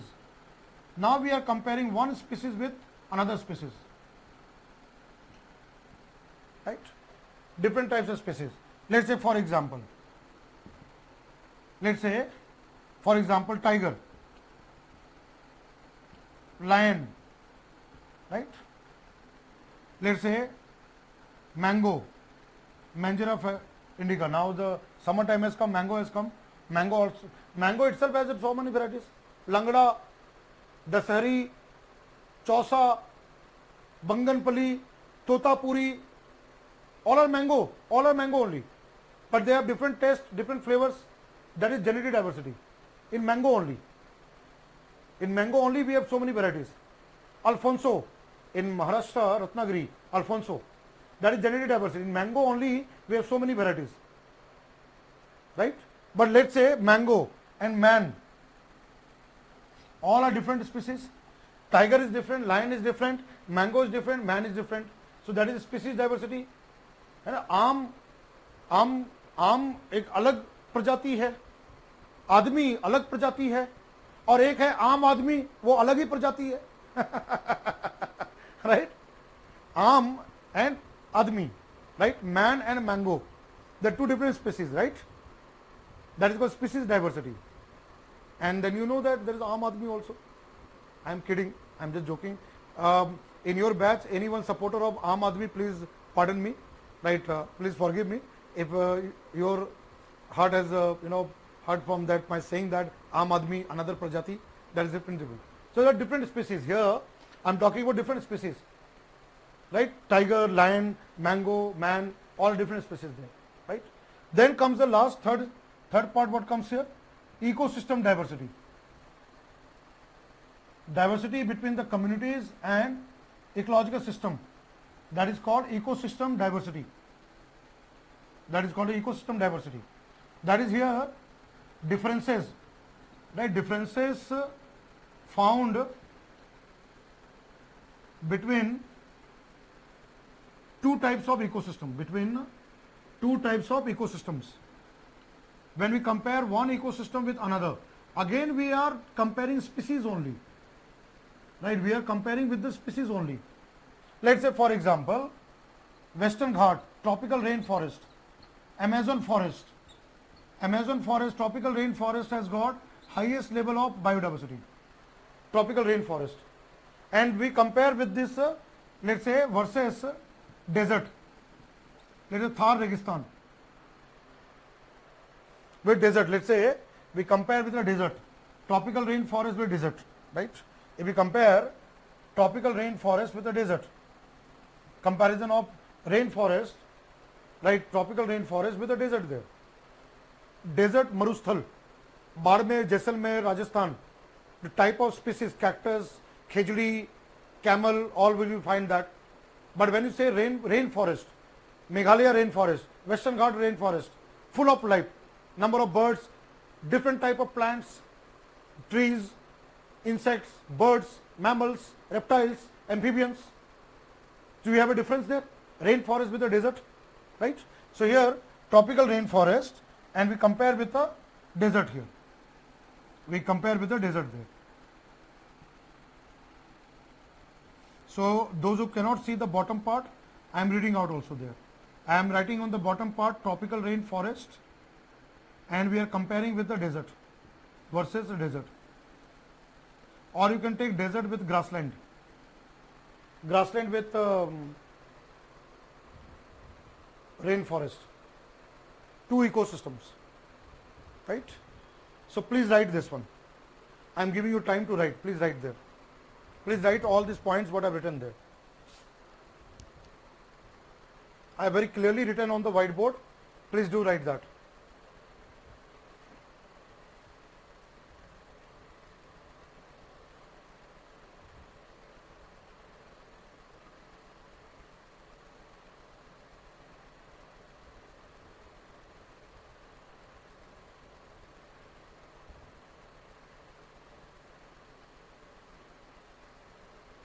Differences found between two types of ecosystem, TYPES. Those who cannot see here, I am writing here. If you cannot see here, TYPES. Sometimes you may not be able to read the spelling, TYPES. Please write all these points. I'm giving you time to copy this. I'm giving you 1 or 2 minutes time to copy the points.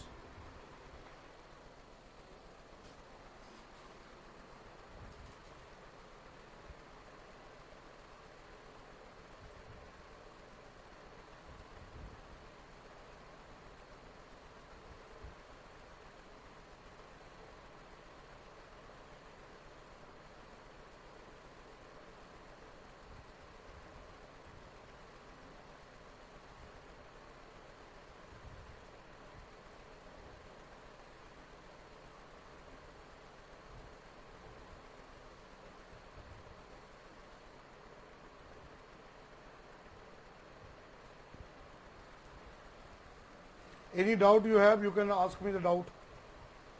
If you have any doubt, please ask me.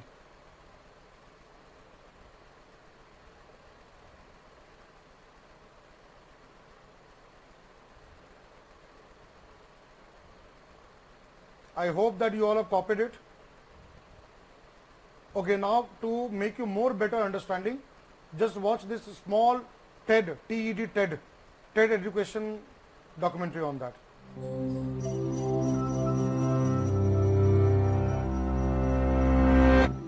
Our planet's diverse, thriving ecosystems may seem like permanent fixtures, but they're actually vulnerable to collapse.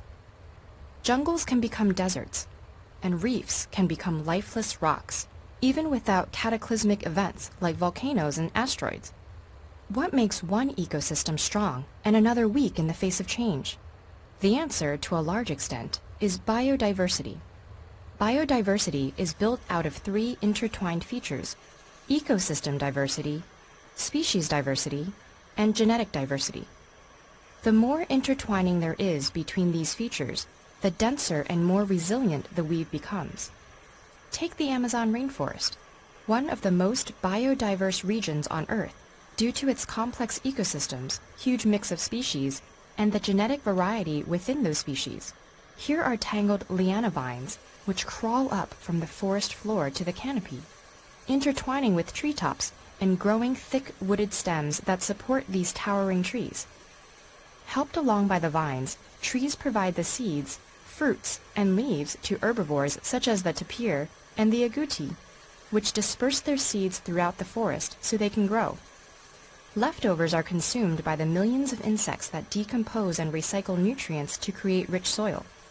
The rainforest is a huge system filled with many smaller systems like this, each packed with interconnected species. Every link provides stability to the next, strengthening biodiversity's weave. That weave is further reinforced by the genetic diversity within individual species, which allows them to cope with changes. Species that lack genetic diversity due to isolation or low population numbers are much more vulnerable to fluctuations caused by climate change, disease, or habitat fragmentation. Whenever a species disappears because of its weakened gene pool, a knot is untied and parts of the net disintegrate. So, what if we were to remove one species from the rainforest? Would the system fall apart?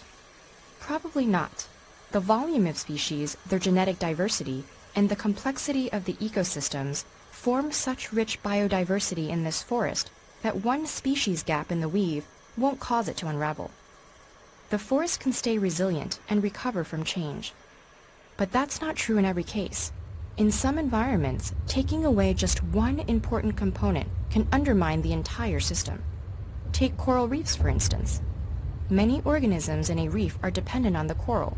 It provides key microhabitats, shelter, and breeding grounds for thousands of species of fish, crustaceans, and mollusks. Corals also form interdependent relationships with fungi and bacteria. The coral itself is a loom that allows the tangled net of biodiversity to be woven. That makes coral a keystone organism, one that many others depend on for their survival. So what happens when destructive fishing practices, pollution, and ocean acidification weaken coral or even kill it altogether? Exactly what you might think. The loss of this keystone species leaves its dependents at a loss too, threatening the entire fabric of the reef. Ecosystem, species, and genetic diversity together form the complex tangled weave of biodiversity that is vital for the survival of organisms on Earth. We humans are woven into this biodiversity too. When just a few strands are lost, our own well-being is threatened. Cut too many links, and we risk unraveling it all. What the future brings is unpredictable, but biodiversity can give us an insurance policy, Earth's own safety net, to safeguard our survival. Right? What I have shown you right now, documentary, you have understood the importance of biodiversity part. At the same time, what I have now provided here as a part of biological diversity on the board there, right? So, you all have copied it, I hope. So, again I will come into the KBC. We will also go to the KBC here. So, let us now come to the KBC part. Let me come to the KBC here. Question number 4. Let's say I am asking a question here. Which of following benefits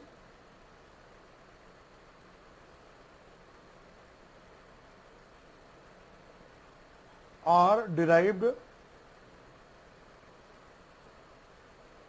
from biodiversity? Such kind of questions are often asked in many of the competitive exam, and earlier it was asked in UPSC exam also there. Like number 1, pollination. Number 2, waste treatment. Number 3,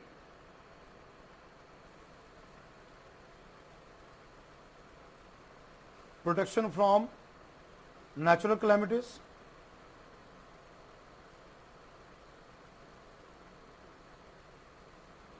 Right? Simple question here. One only, 1 and 2 only. Come on guys, be fast. It's a very simple question I have given here. It's a very simple question I am asking that, and I am very sure this kind of question you can easily solve. It won't be difficult for you to solve. What will be answer here? It's a very simple question I have given here, and you can easily solve this kind of question. That in UPSC exam also, earlier this kind of question was asked, but not now. Earlier it was asked there. Yes, you are right. You are very correct. The answer is D here. Answer here of this question is D. You all are correct. You are very correct, right? You are all correct there. Now let's see question number 5. Right? Question number 5 there. All of these are correct. You are very right. Now question number 5 here. Right here. Which of following is the major cause of loss of biodiversity? Let's say I am asking another question here. Again a simple question that. Which of following is the major cause of biodiversity loss or loss of biodiversity? A, habitat destruction.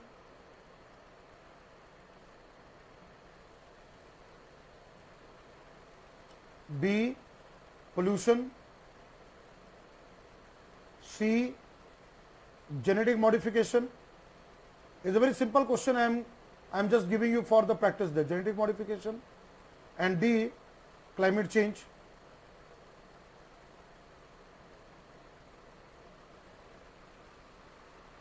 Right? So what will be answer here? What will be answer question number 5? Which of following is the major cause of loss of biodiversity? Habitat destruction, pollution, genetic modification, climate change. Which is the major cause? What shall be the answer? No, you have to only take one. Only you have Anju, Nagasai, all of the Kanika and all. No, I know that. All of these are cause of loss of biodiversity. You have to take major. I am asking question here major cause. I am asking here major cause. You have to select only one. You have to only select among one. all of these are cause of biodiversity loss, but I'm asking the major cause, most important cause. You have to select here most important cause. See, please try to read the question properly. Out of A, B, C, D in the exam hall, you cannot take all of them. All of these are cause of biodiversity loss, but you have to take only one. You have to only select one. You have to only select one. You have to only select one here. The answer is A.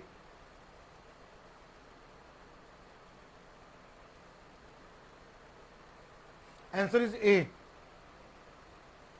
All of these are cause of biodiversity loss. Remember that. All of these cause loss, but I am asking the most important cause. Right? Most important cause. Right? Habitat destruction. Habitat destruction, habitat loss leads to direct extinction. Leads to direct extinction of species.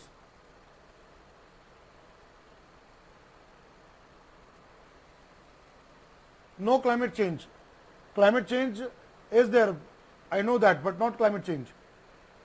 Anshul Mishra, you are wrong. All these are cause of loss of biodiversity, but I am asking the most important factor. The most important factor is habitat destruction, habitat loss. Answer is A. Answer is A. Now if I ask you a question here, if I now ask a question like this, if I am asking a question here that if a question is this one, which of following is our threat to biodiversity? And let's say I am giving multiple choice. Now if I am giving multiple choice here, climate change,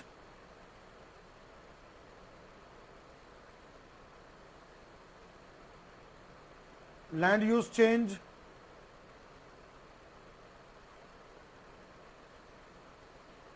pollution,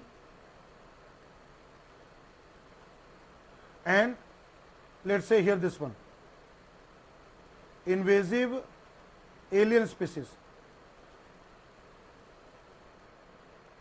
Now if you have this kind of question, right, where this kind of question is asked in the exam,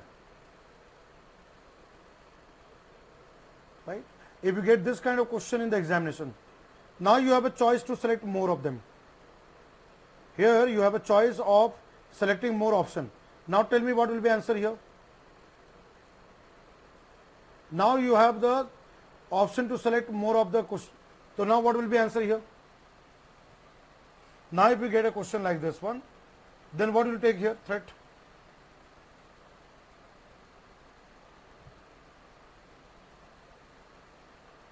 Now here the answer will be D. Now here the answer will be D. All of these are, now I am giving you here the multiple choice. Here the answer will be all. I am now giving you the multiple choice. I am now giving you the multiple choice here.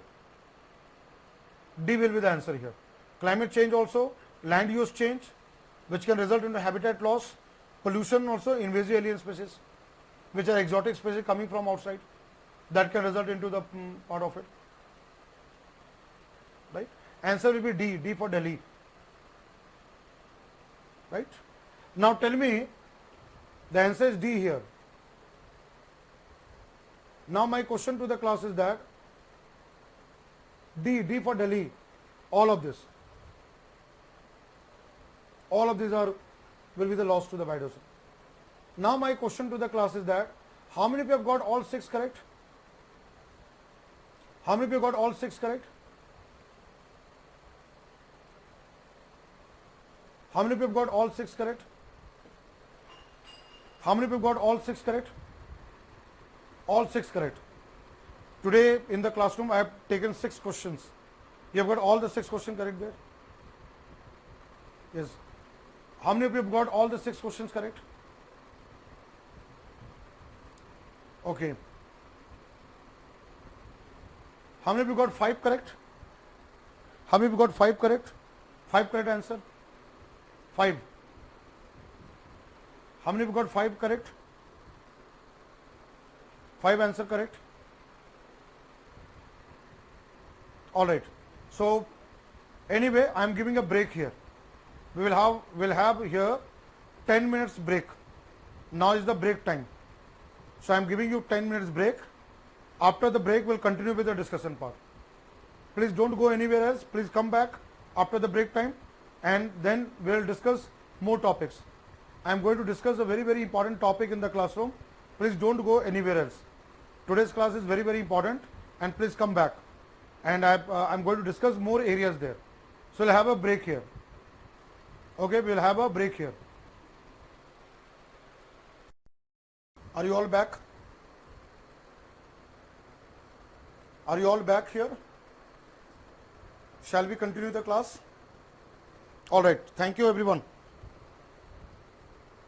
Thank you, everyone, to come back. So we'll continue with the discussion part. Now, what I'm now coming in the classroom is a very important aspect which you have to again be prepared, and you have to connect with current aspect on that, right? So what I would like to do here, in a flow chart, I'll give you biodiversity values and we'll see threats to biodiversity, right? And then we'll go to biodiversity measurements. See, the way I am taking topics from day one, if you look at the classroom number 1, environment class 1, and now the way I am going with the topics, right? There is a very sequential order of topics which I am following in terms of classroom discussion and giving you a comprehensive revision class notes. When you read any textbook or when you read study material of Vision IAS, there the presentation of chapterization may be different, right? Because many of you have not covered geography. Many of you have not done your geography completely. There are many concepts which are linked from geography to the subject of environment ecology, right?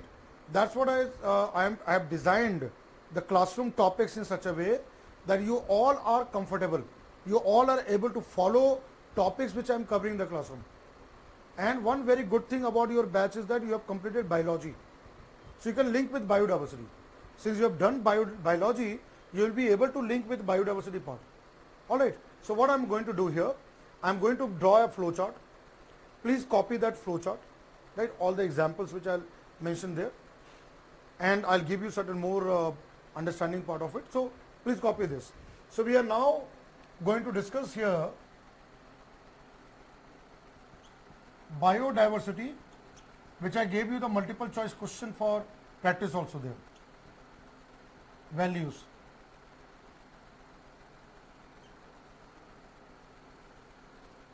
Values linked with biodiversity, right? Let's look at first one by one. The first one is here economic value.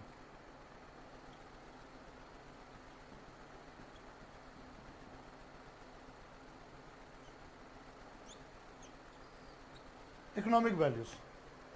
From economic sense, whatever we get. So here we are talking about plants and animals, flora and fauna, biological resources.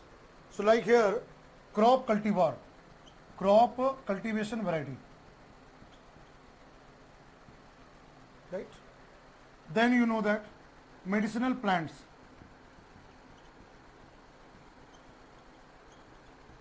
right? Different type of medicinal plants and medicines, different type of raw materials what we get. So these are economic values what we get. You have to connect with ecosystem services. You have to connect with ecosystem services here. Next what comes here? Ecosystem values or ecological values. How biodiversity supports ecological values here.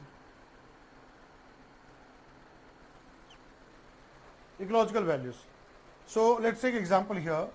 That is here balance in ecosystem balance. The balance in ecosystem that is maintained by food chain, food web, right? Then I mentioned here that prevention of soil erosion,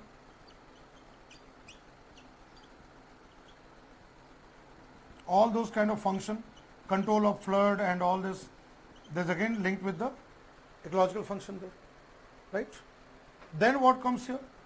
Third thing what comes here, that is a, in terms of very important value which I am writing here, right? Aesthetic.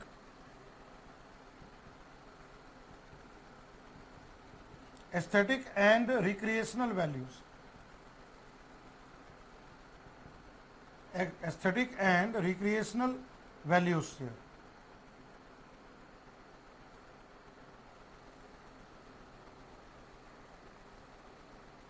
Aesthetic and recreational values. Let's say for example here, in terms of ecological tourism, let's say safari, when you go to Jim Corbett National Park, Corbett National Park, right? Jim Corbett National Park in Uttarakhand, tiger safari, or Sariska Tiger Reserve in Alwar, there you go for safari there, right?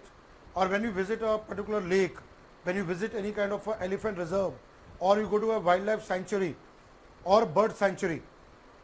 So the beauty of the nature. What is the aesthetic here? Aesthetic here means beauty of the nature. What we admire. Beauty lies in eyes of beholders.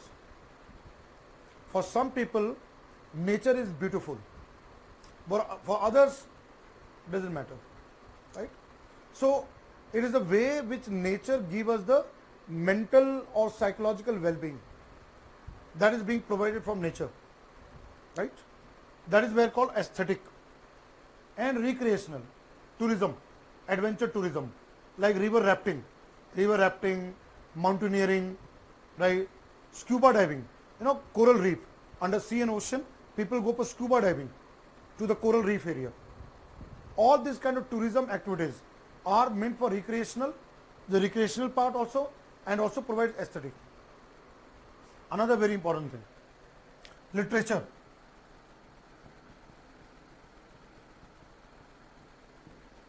Short stories.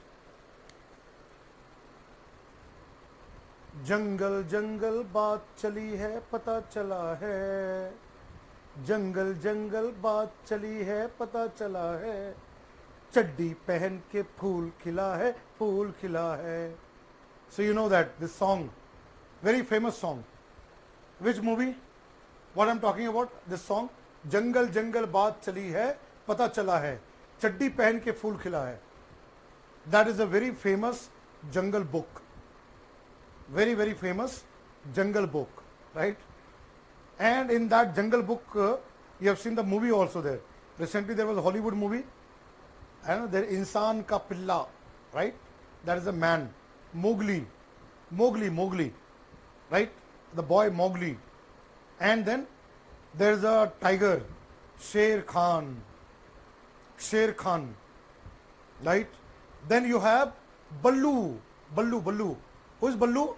Black bear, Ballu. Then you have Bagheera. Who is Bagheera? Black panther. Then you have a python, Ka, right? Whatever characters you have seen in the movie Jungle Book. Who wrote the Jungle Book? Jungle Book was written by Rudyard Kipling. Who is the writer of Jungle Book? Rudyard Kipling. He wrote a beautiful short stories called Jungle Book, right? And I know that you all have seen Jungle Book comic strips, right? We have watched the movie. Jungle Book, panther, black bear, human, tiger, all these characters what you see in Jungle Book, they have been inspired from a place called Pench, P-E-N-C-H. In your batch, those who come from Madhya Pradesh, MP, and also in Maharashtra, there is Maharashtra also Pench, MP also has got Pench. They are divided by a border. So Pench in MP, all these characters of animals what you come across, that's where the literature comes. What I have given in literature, literature comes into that. English literature, like William Wordsworth. William Wordsworth has written a poem on daffodil. He has written a poem on daffodil. Right, fair daffodil, millions of daffodils swaying in the air. So if you remember your school days, your college days, when you have been preparing for English poems and all, right? William Wordsworth, He has written on daffodil flowers, right? William Black. William Black has written poem on tiger. There is a poem on tiger. There is a stanza of tiger poem. Tiger, tiger, burning bright in the forest of night. What immortal hand or eye could frame thy symmetry? Right? There is a poem, very famous poem, tiger poem. Right? Tiger, tiger, burning bright in the forest of night. What immortal hand or eye could frame thy symmetry? William Black. Again, literature. Right? Great Sanskrit poet, Kalidasa. Kalidas, you know that, who has written Meghdutam, Shakuntalam, Kalidas, Sanskrit poet Kalidas. If you read the Kalidas there, it is a reference to the nature. Birds, animals, plants refer to the in the literature. Hindi, Urdu, Arabic, Spanish, French, German, English, even in the languages in India, Tamil, Telugu, Malayalam, right, Gujarati, Manipuri, Marathi, you take any language, literature, poem, short stories, right? Like for example, there is a very famous poem which I can narrate you from Hindi Sahitya, Hindi literature. That is a Himalay. खड़ा हिमालय बता रहा है, right? Dzukou न आंधी पानी में, right? Those who have read Hindi Sahitya, Himalay, right? So those kind of literature again come from the nature. Nature inspires us. We are inspired by nature. When we see tiger or a lion or elephant, right? There are a lot of poems are there, lot of poetries, lot of things are there. Right? Kanyakumari, when you go to Kanyakumari, Vivekananda Rocks Memorial, very near to Vivekananda Rock Memorial, there is a statue. There is a very tall statue of a great Tamil poet. Right? I don't know how many people know that and how many people went to Kanyakumari. Very near to Rock Memorial, there is a very great statue of a very great Tamil poet. Right? You know what is the name of the poet? Right? Eravulu. There is a name of a great poet. The statue is built on the midst of the sea, on a small rock island. So we have such kind of variety of literature. Whether you talk about Hindi or English or Urdu or Sanskrit or Marathi, you take any language, you will find the literature inspired from plants, animals, nature. Right? Then again cinematography. Cinematography, you will find cinematography, again you will find inspired from nature. Cinematography. Right? I have mentioned about Avatar movie there. You know, 70s. In 70s, in way back in 70s, what used to be there? Romantic song. Love songs, right? Love songs, romantic songs. That time the older movies. So what they used to do? Two flowers, right? Then song starts, hero and heroine, actor, actresses, they keep on walking and the song goes on.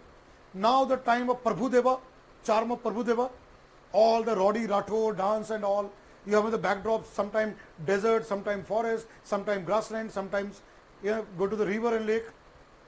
They try to capture the landscape. Right? What the director is doing there? Director of a movie is trying to capture a landscape, so that we as an audience is able to enjoy this landscape in the backdrop of the movie, what you see across there. Right? Again, that is again the nature, where the biodiversity and ecosystem can be important part. Right? Next, what comes here, what we have covered in the classroom here. Very important part which I am now coming here. I write 3 words here. Right? I am bringing about 3 words here. That is a spirituality, spiritual, religious, right? Traditional and cultural. I have written 4 terms here. Spiritual, spirituality, religion, religious, tradition, traditional, and cultural values. All religions of the world, all religions, Hinduism, Islam, Christianity, Jainism, Buddhism, Zoroastrianism, you take all religions of the world, right, has always given importance to nature. सभी धर्म में पर्यावरण और प्रकृति का और biodiversity को महत्व दिया गया है. They have been given importance, right? You take whichever religion, even all type of religion, whichever religions of the world is there, nature and the wildlife, plants and animals, they have been given the sanctity. Every religion of the world, right? So religious aspect comes into that. Culture, tradition, linked with biodiversity. Spirituality, adhyatma, linked with biodiversity, right? So here, as I mentioned that in the classroom, I have already mentioned about this concept of sacred groves, right? I have already mentioned about sacred groves. Then you know festivals, number of festivals, right? I'll give you example here.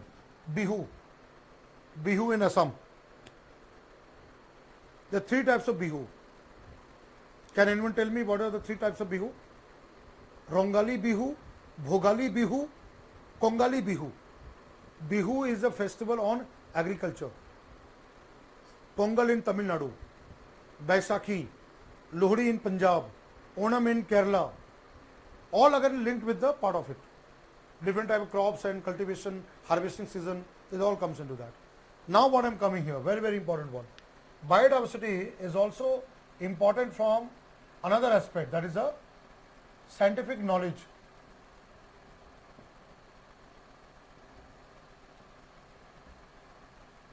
Knowledge values. In terms of deriving the scientific knowledge, the knowledge values there. Let's take example here. For example, traditional farming system, right? Traditional farming methods, farming systems there, right? Traditional farming systems. Then I am giving example here. Traditional medicine system, traditional knowledge, right? You know that we have now Ministry of Ayush, Ayurveda, Yoga, Naturopathy, Unani, Siddha, Homeopathy, plus we have Tibetan Buddhist system of medicine called as Sowa Rigpa, SOWA, Sowa Rigpa, Amchi system of medicine, which is practiced in Himalayan state. When you go to Tawang in Arunachal Pradesh, Sikkim and Ladakh, there is a Buddhist system of medicine called Sowa Rigpa. All traditional medicine system, right? Farming method, India has different type of farming methods, right? Again that comes from there. And I will give you here FAO, there is a Food and Agriculture Organization, right? Recognize the heritage system of agriculture, recognizes what is called here GIHS. What have I written here? GIHS, globally important agriculture heritage system. And we have 3 such globally important agricultural heritage system. What are globally agricultural heritage system? Heritage means old, coming after generation, and is known for agriculture methods. There are 3 of them recognized by FAO. One is the Kuttanad. Where is Kuttanad? Kuttanad is near LAP, near Alappuzha in Kerala, is a below sea level farming.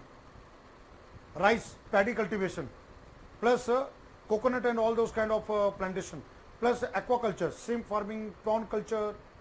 Where we are talking about Kuttanad, it's called rice bowl of Kerala.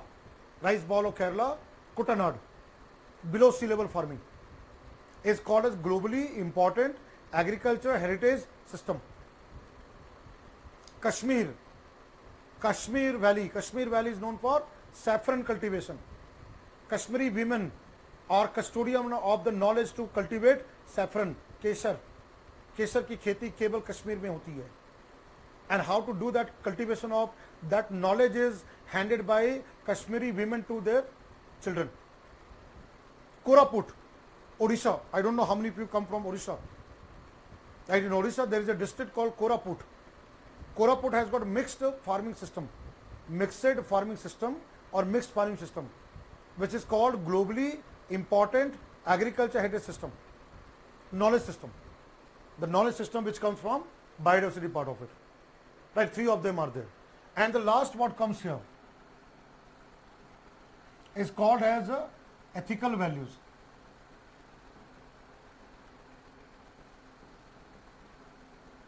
Ethical values linked with biodiversity. Ethics, environmental ethics. Right, environmental ethics which comes into biodiversity part. Environmental ethics, ethical values. What is environmental ethics says? We must protect animals.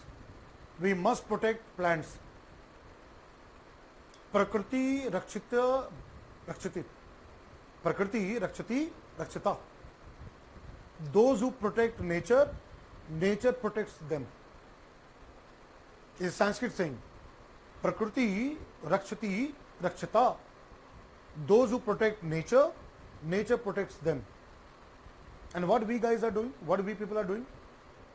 Rampant exploitation of nature, rampant over exploitation of resources, hunting, poaching.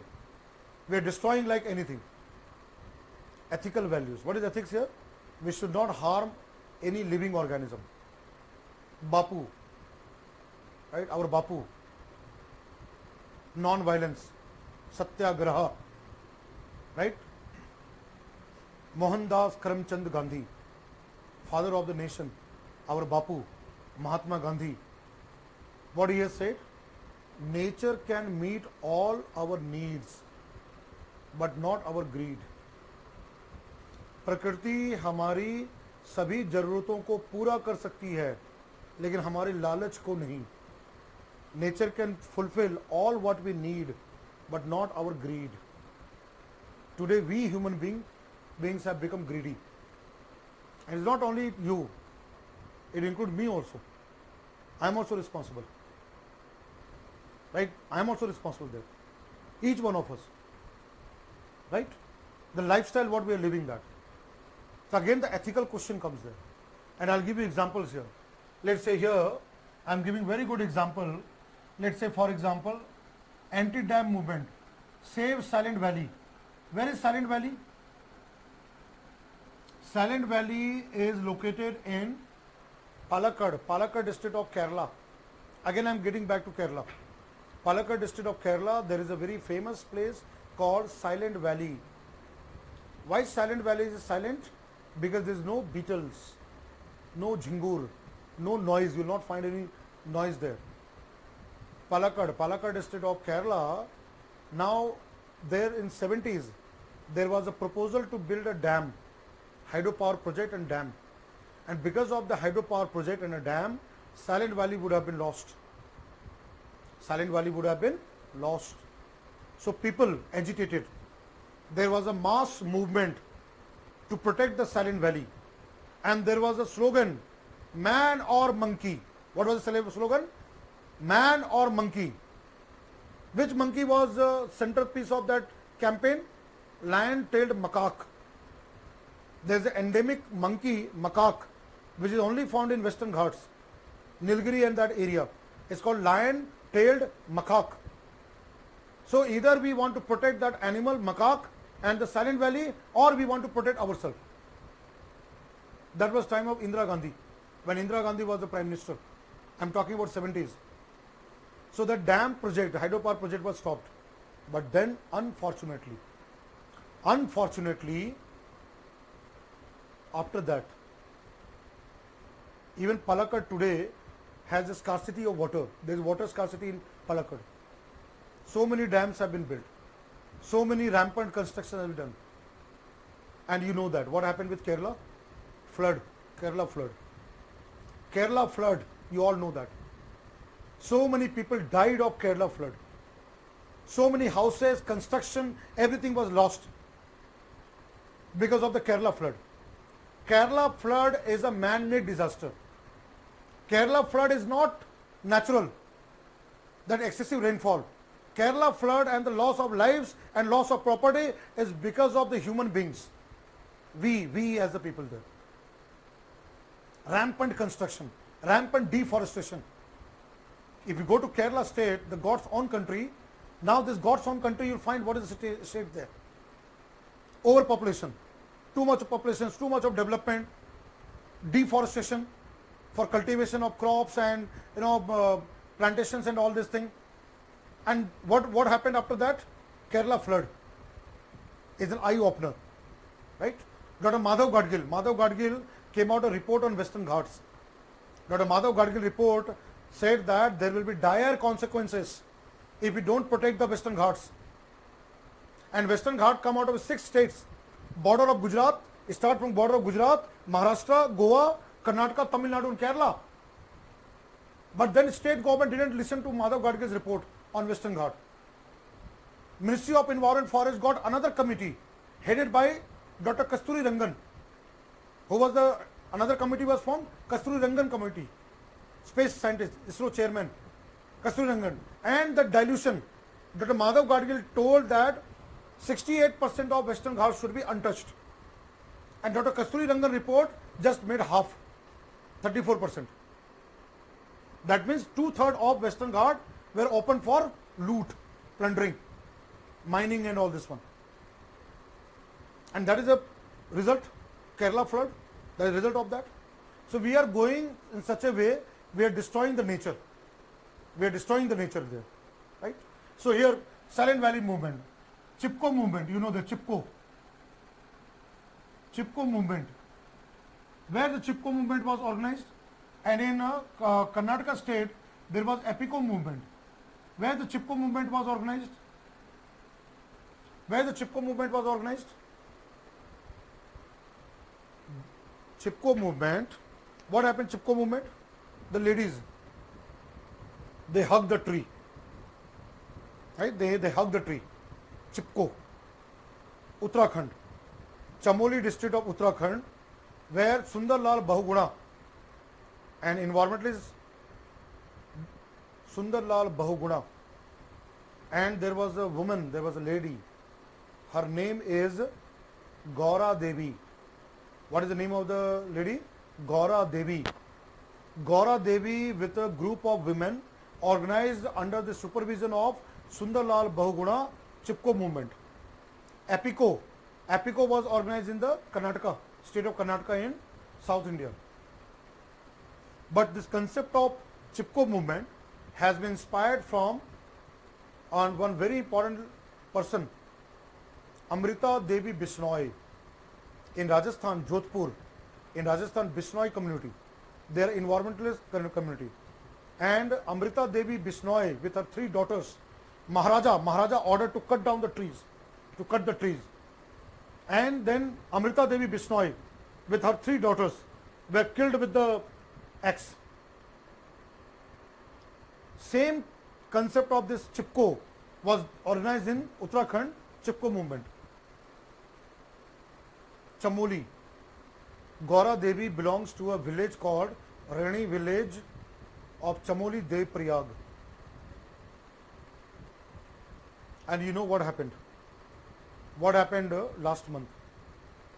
The glacial lake burst. And there was a hydropower project, Tapovan, Uttarakhand Tapovan, that hydropower project got lost. Many people died. Just 2 days back, cloud burst. See how the Uttarakhand is developing. Uttarakhand government, right, too much of development on the hills, on the mountains, right, and natural calamities which are now affecting the Uttarakhand. Lot of hydropower projects, lot of dams. हमारे देश में क्या है ना, केवल राजनीति होती है. NGOs, like NGOs, civil societies and all, their mouths are shut. If anybody say anything for the environment, they will keep quiet. Central government and state government. All these civil society organizations and NGOs who want to protect the environment, wildlife, they are just, what shall I tell you? in our country, the situation is so bad. The dirty politics happens in India, nowhere else. No country in the world can, has that what India has got. And we are neglecting the environment. We are all neglecting the environment. That's why ethics comes in. What ethics comes into that, right? So I have given the example here.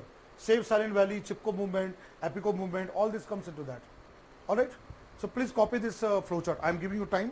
Please copy this.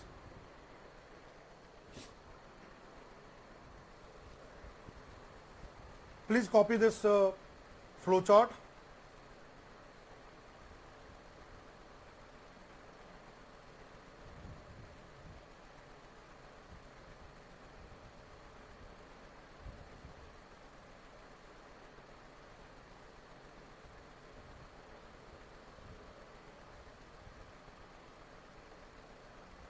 Okay, there is a question from Manu.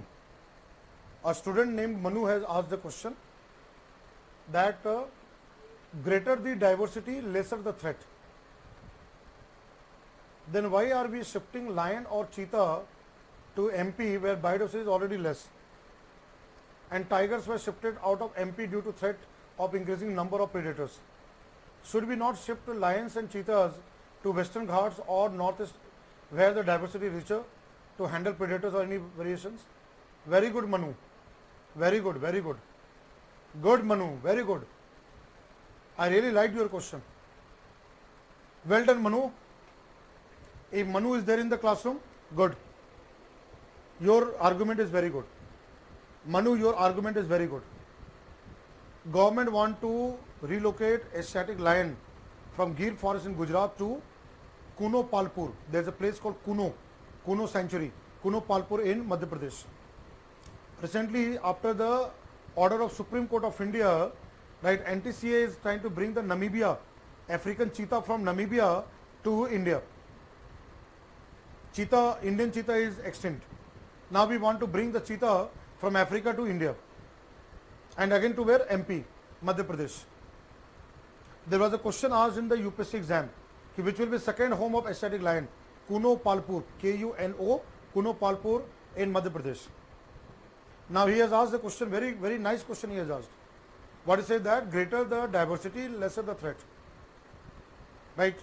Why we want to shift lion and cheetah to the MP, central part of India, where less diversity. Instead of, and what we are doing, the tigers we are taking from there to somewhere else. Why don't we have such kind of strategy? We take this cheetah and all other to Northeast India or some other area where the more predators are there. Manu, I'll give you a question answer in two ways. One is the adaptation to the habitat. Every animal has got biologically adaptation to the environment. When we want to take it to Western Ghat or Northeast India, cheetah lives in semi-arid area or grassland, like savanna grassland, tropical grassland. Where do you find cheetah? Cheetah in Africa, Kenya, Namibia and all, they live on the tropical grassland called savanna grassland. In Northeast India or Western Ghats, you will not find too much of such kind of a semi-arid or tropical grasslands. In Madhya Pradesh, Kuno Palpur, that habitat chosen by the government has ideal location, ideal site with the climatic conditions and the type of habitat which can support biologically the cheetah. The lion also, African lion lives in the tropical grassland, in savanna grassland of Africa. Asiatic lion was earlier found in Madhya Pradesh and Chhattisgarh. In 70s, lions were found in central part of the country. But because of the disease, lack of prey base, lions died in the Madhya Pradesh, Chhattisgarh, that area, only left in Gujarat. So there are locations there. That is in favor of government I am giving the point, what you have raised. But an argument point is that you have raised a very good point. Why don't we think of other places rather than having only one place? Again, the government will do that. What we are doing, we will first bring some of the animals to that location, help them breed naturally, grow in numbers as a pilot project, and then we will take it to other parts of the country. Clear? Manu, is it clear there? So please write these points there. I think Manu, you are okay there? Did you understand that what I am asking here?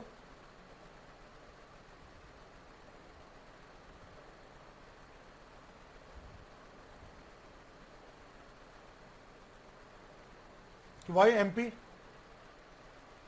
So again, that is thought by the people there and then done there, right? All right, guys. What I'll do right now, I hope you all have copied it, all the points.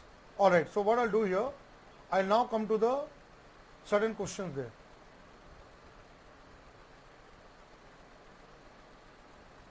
There was a question asked in UPSC exam, right? Now let us see here this one.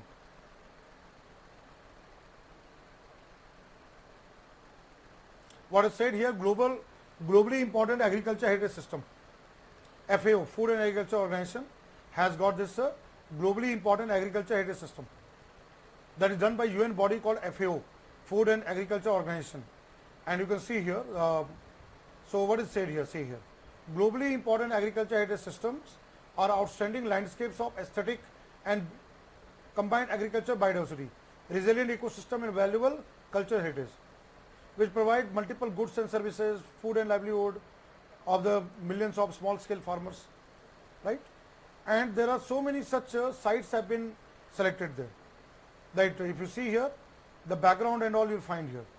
Now GIHS around the world, if you look at what I mentioned, that they are biodiversity, they are important for biodiversity and all this one. 62 sites are there, and let's say India, I'll take you to India there, right? Asia and the Pacific, and let's look at India there. Koraput traditional farming system. Now you can see here, Koraput traditional farming agriculture system. It has been declared as a GIHS. Local communities, they are involved in the farming, and you can see there are also cultural traits, sacred groves, right? And such kind of crops are there, which are grown in the Koraput by the traditional people there. What you see here, the farming system, mixed farming system, indigenous varieties of crops and all, they are conserved there, right? Then again you can see here, next one is the Kutanad below sea level farming system. Kutanad below sea level, the backwaters of Kerala, Kutanad below sea level farming system in India. In 2013 it was declared there, and you can see here is a wetland agriculture system. Kutanad is a wetland agriculture system, and it favors rice cultivation below sea level, right? Below sea level rice cultivation, that is because of draining delta swamps in brackish water. It is a mosaic of fragmented agricultural landscape into three parts. There is a wetlands used for paddy activities, fish catching, and garden lands used for coconut, tubers and food crops plantation. And water areas are used as inland and shells and all this. That is a Kutanad, and you can see the album there, below sea level farming there. This is a very unique farming system in Kutanad, below sea level farming, what you can see here, right? And there was a question asked in the UPSC exam. Now if you see here, there was a question which was asked in UPSC exam, that is on GIHS. TEB questions were also asked. I have already discussed in the classroom there.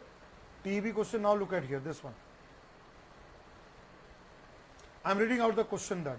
This question was asked in prelims exam 2016. FAO accords the status of globally important agriculture heritage system. Right, now three statements are given. Right, three statements have been now given here. See, what is the statement here? To provide modern technology training in modern farming methods and financial support to local communities of identified GIHS to greatly enhance their agriculture productivity. That's statement number one. Second, to identify and safeguard eco-friendly traditional farm practices and their associated landscape and agriculture biodiversity and knowledge system of the local community. Third statement, to provide geographical indication status of all the agriculture produced in that area of GIHS. So now the question is that, which of these above is correct? 1 and 3 only, 2 only, 2 and 3 only, 1, 2 and 3. So what shall be the answer? What shall be the answer? This is the question about GIHS which was asked in the prelims exam in 2016. Same year TEB was also asked. So here the answer is 2 only. The correct answer is 2 only. B. B for Bombay.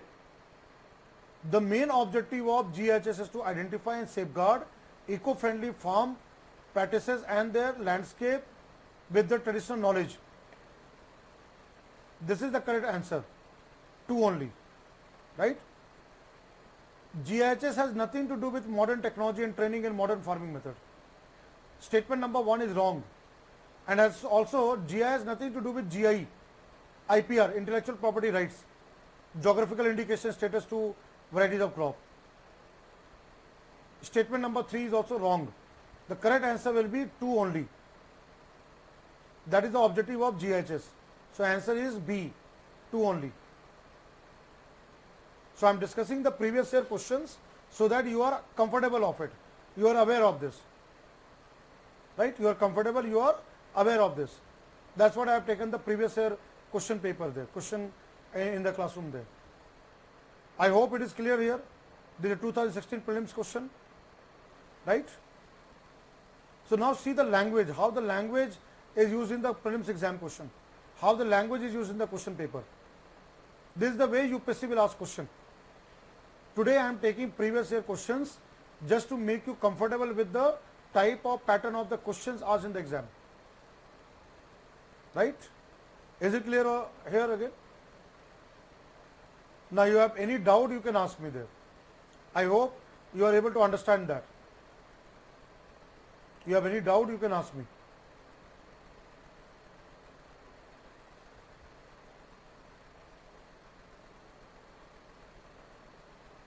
Right? So that is the way the UPSC will ask question in the examination. Now I am coming to, all of you copied the whiteboard. I think you all would have copied the whiteboard. Alright. So let me do again, if you have copied the whiteboard, I will clean the whiteboard. I am again coming back to the whiteboard. Let me clean the whiteboard. All what I have written on the whiteboard, right? All the explanation of this are given in the visionized material, but again you have to just copy this point and connect with the current aspect of that. Whatever you read from current aspect, you have to connect with that. Alright? You have any doubt, anything you want to ask?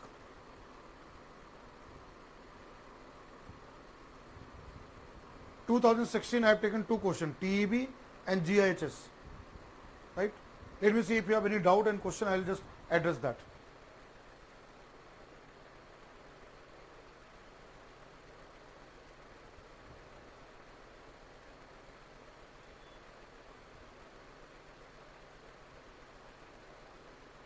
Okay, I think I can see your chat box there, right? I hope up to this is clear here, whatever I have explained in the classroom. Ecosystem services. Now I have given you biodiversity values and connected with TEB, the economics of ecosystem and biodiversity. Then we have discussed the definition of biodiversity and also levels of biodiversity, genetic, species and community. Right?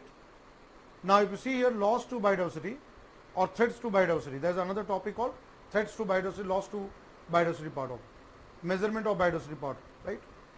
All these I will be that. No, you don't have to remember all the sacred groves. Siddharth, you don't have to remember all the sacred groves, right? Prey based, okay, Manu Chaudhary is giving that habitat point, but prey based, yeah, I agree with you, Manu, I agree with you. What is a prey base? The government will again resettle to other areas, but they are doing just a pilot basis. They just a experimental basis that they are looking into MP, but then they will relocate other areas also there. That's also true. What you are saying, I am agreeing with that. Manu, your saying is I am agreeing with that. That we can do other places also there. But actually the government want to first do a kind of a small level study by introducing the cheetah to that area, right? After that we will be looking to other habitats, other areas in the country. We'll go to other geographical areas of the country. All right. Now tell me, you all are comfortable? Are you all comfortable? I want to interact with all of you. That's what I have stopped now. Now, are you all comfortable now? Did you understand all the topics what I have covered in the classroom? I want your response. Those who have left, they have left. Right? They will never clear the exam. I know them. But all of you who are right now till by this time you are in the classroom. So for you people, I am asking question that this approach and whatever I am teaching there, I think you all are comfortable with that, right? And today I did this thing because I found that people are doing personal chat in the chat box, right? Interaction is all right, interaction with faculty is all right, but not the misuse of the chat box, right? That's what the moderation has been done there. Now tell me, you have anything to ask from me? The chat box is open. If you want to put across any aspect, I am all welcome to that.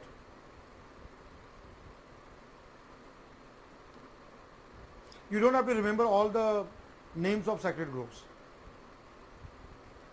What comes in current aspect, what comes in the current affairs, current aspect, there you have to follow. Monthly current affairs, then PT 365 will be held and given to you before the prelims exam next year. There you get that. All right, I'll just see that if you have doubt.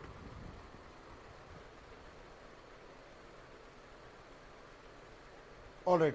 So there's no relevant query there. Manu Chaudhary, I agree with your part that prey base is less in MP, and that's the reason given for shifting tigers out of MP. That's right there.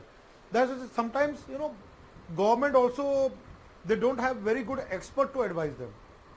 You are very right. I agree with your point. They're not much good advisor to the government on the environmental matters, so that government can do that. And I said that politics in India, center-state relation and all, you know that, right? But again, yes, this is done at a small scale, but again we will do that one. The government decided based on some kind of a preliminary study that which can be suitable habitat, and they go. But again we will expand on that. So if you don't have any question, have you all copied the whiteboard? Now my question to the classroom. You can respond to the chat box. Have you all copied this one? You have all copied the points there and this flowchart. Please go to the Vision IAS classroom study material. There you have in paragraphs explained all these areas. You'll find all of them there, right? Whatever the points I am giving comprehensive points as a part of your revision class notes.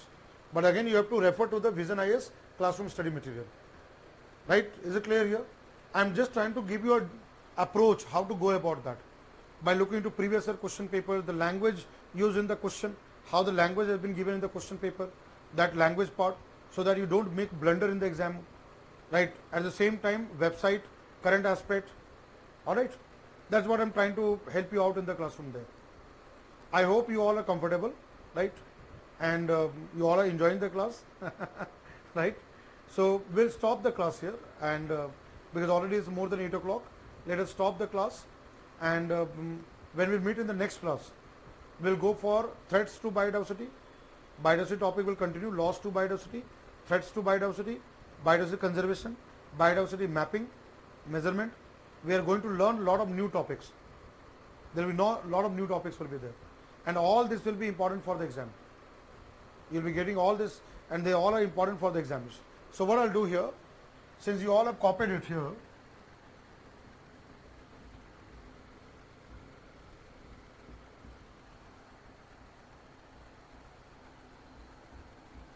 so I'm giving your assignment question here.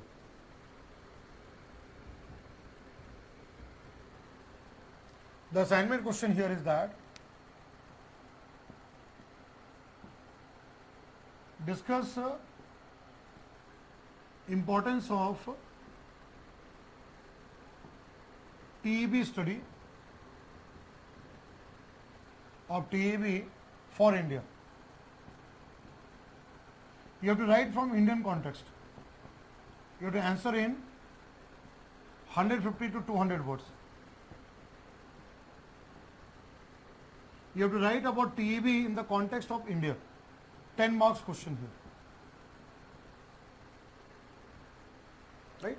You have to answer the question, a subjective question, that we discuss the importance of TEB for India. How TEB study, the economics of ecosystem and biodiversity, will be beneficial for country like India. Right? You have to write from that, and you have to provide examples. Right? You have to discuss with examples.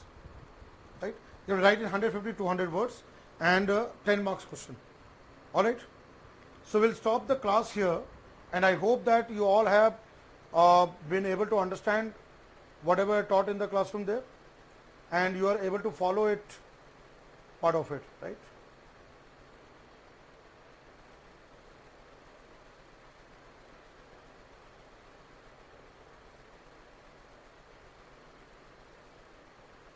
So you can follow the